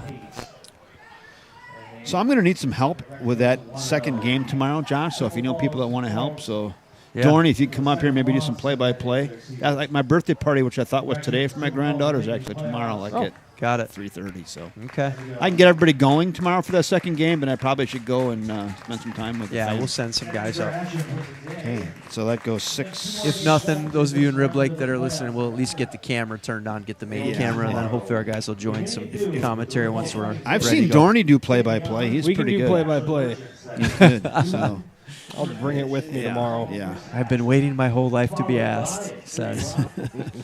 Well, thank you, Kevin, so much for another problem. long day of It's been calling fun. games. Appreciate Been it. Been fun, Josh. So here we go. Final tonight here. Rib Lake Osprey defeat the Chippewa Falls Lumberjacks by a final score of 11-8. Your winning pitcher tonight, Austin Edwards for Rib Lake. I guess losing pitcher probably would be Trevor Franz, but everybody hats off to all of them. Final line in the game tonight. The Rib Lake Ospreys get 11 runs on 8 hits, fairly productive in 1 error. And the Chippewa Falls Lumberjacks get 8 runs on 15 hits and 4 errors. What a one! Not a better way to send it off than with a little Lee Greenwood here. You got that right. Crank that up on 4 a little bit. Game time. This is a long one. 2 hours and 56 minutes. I tell you what, let's put a big red bow around this thing on behalf of First National Bank of River Falls Field. My great color commentators, Mr. Matt Dornick and Josh Idem. I'm Kevin Westhouse saying thanks again for joining us, everybody. And until tomorrow at high noon, good night, everybody.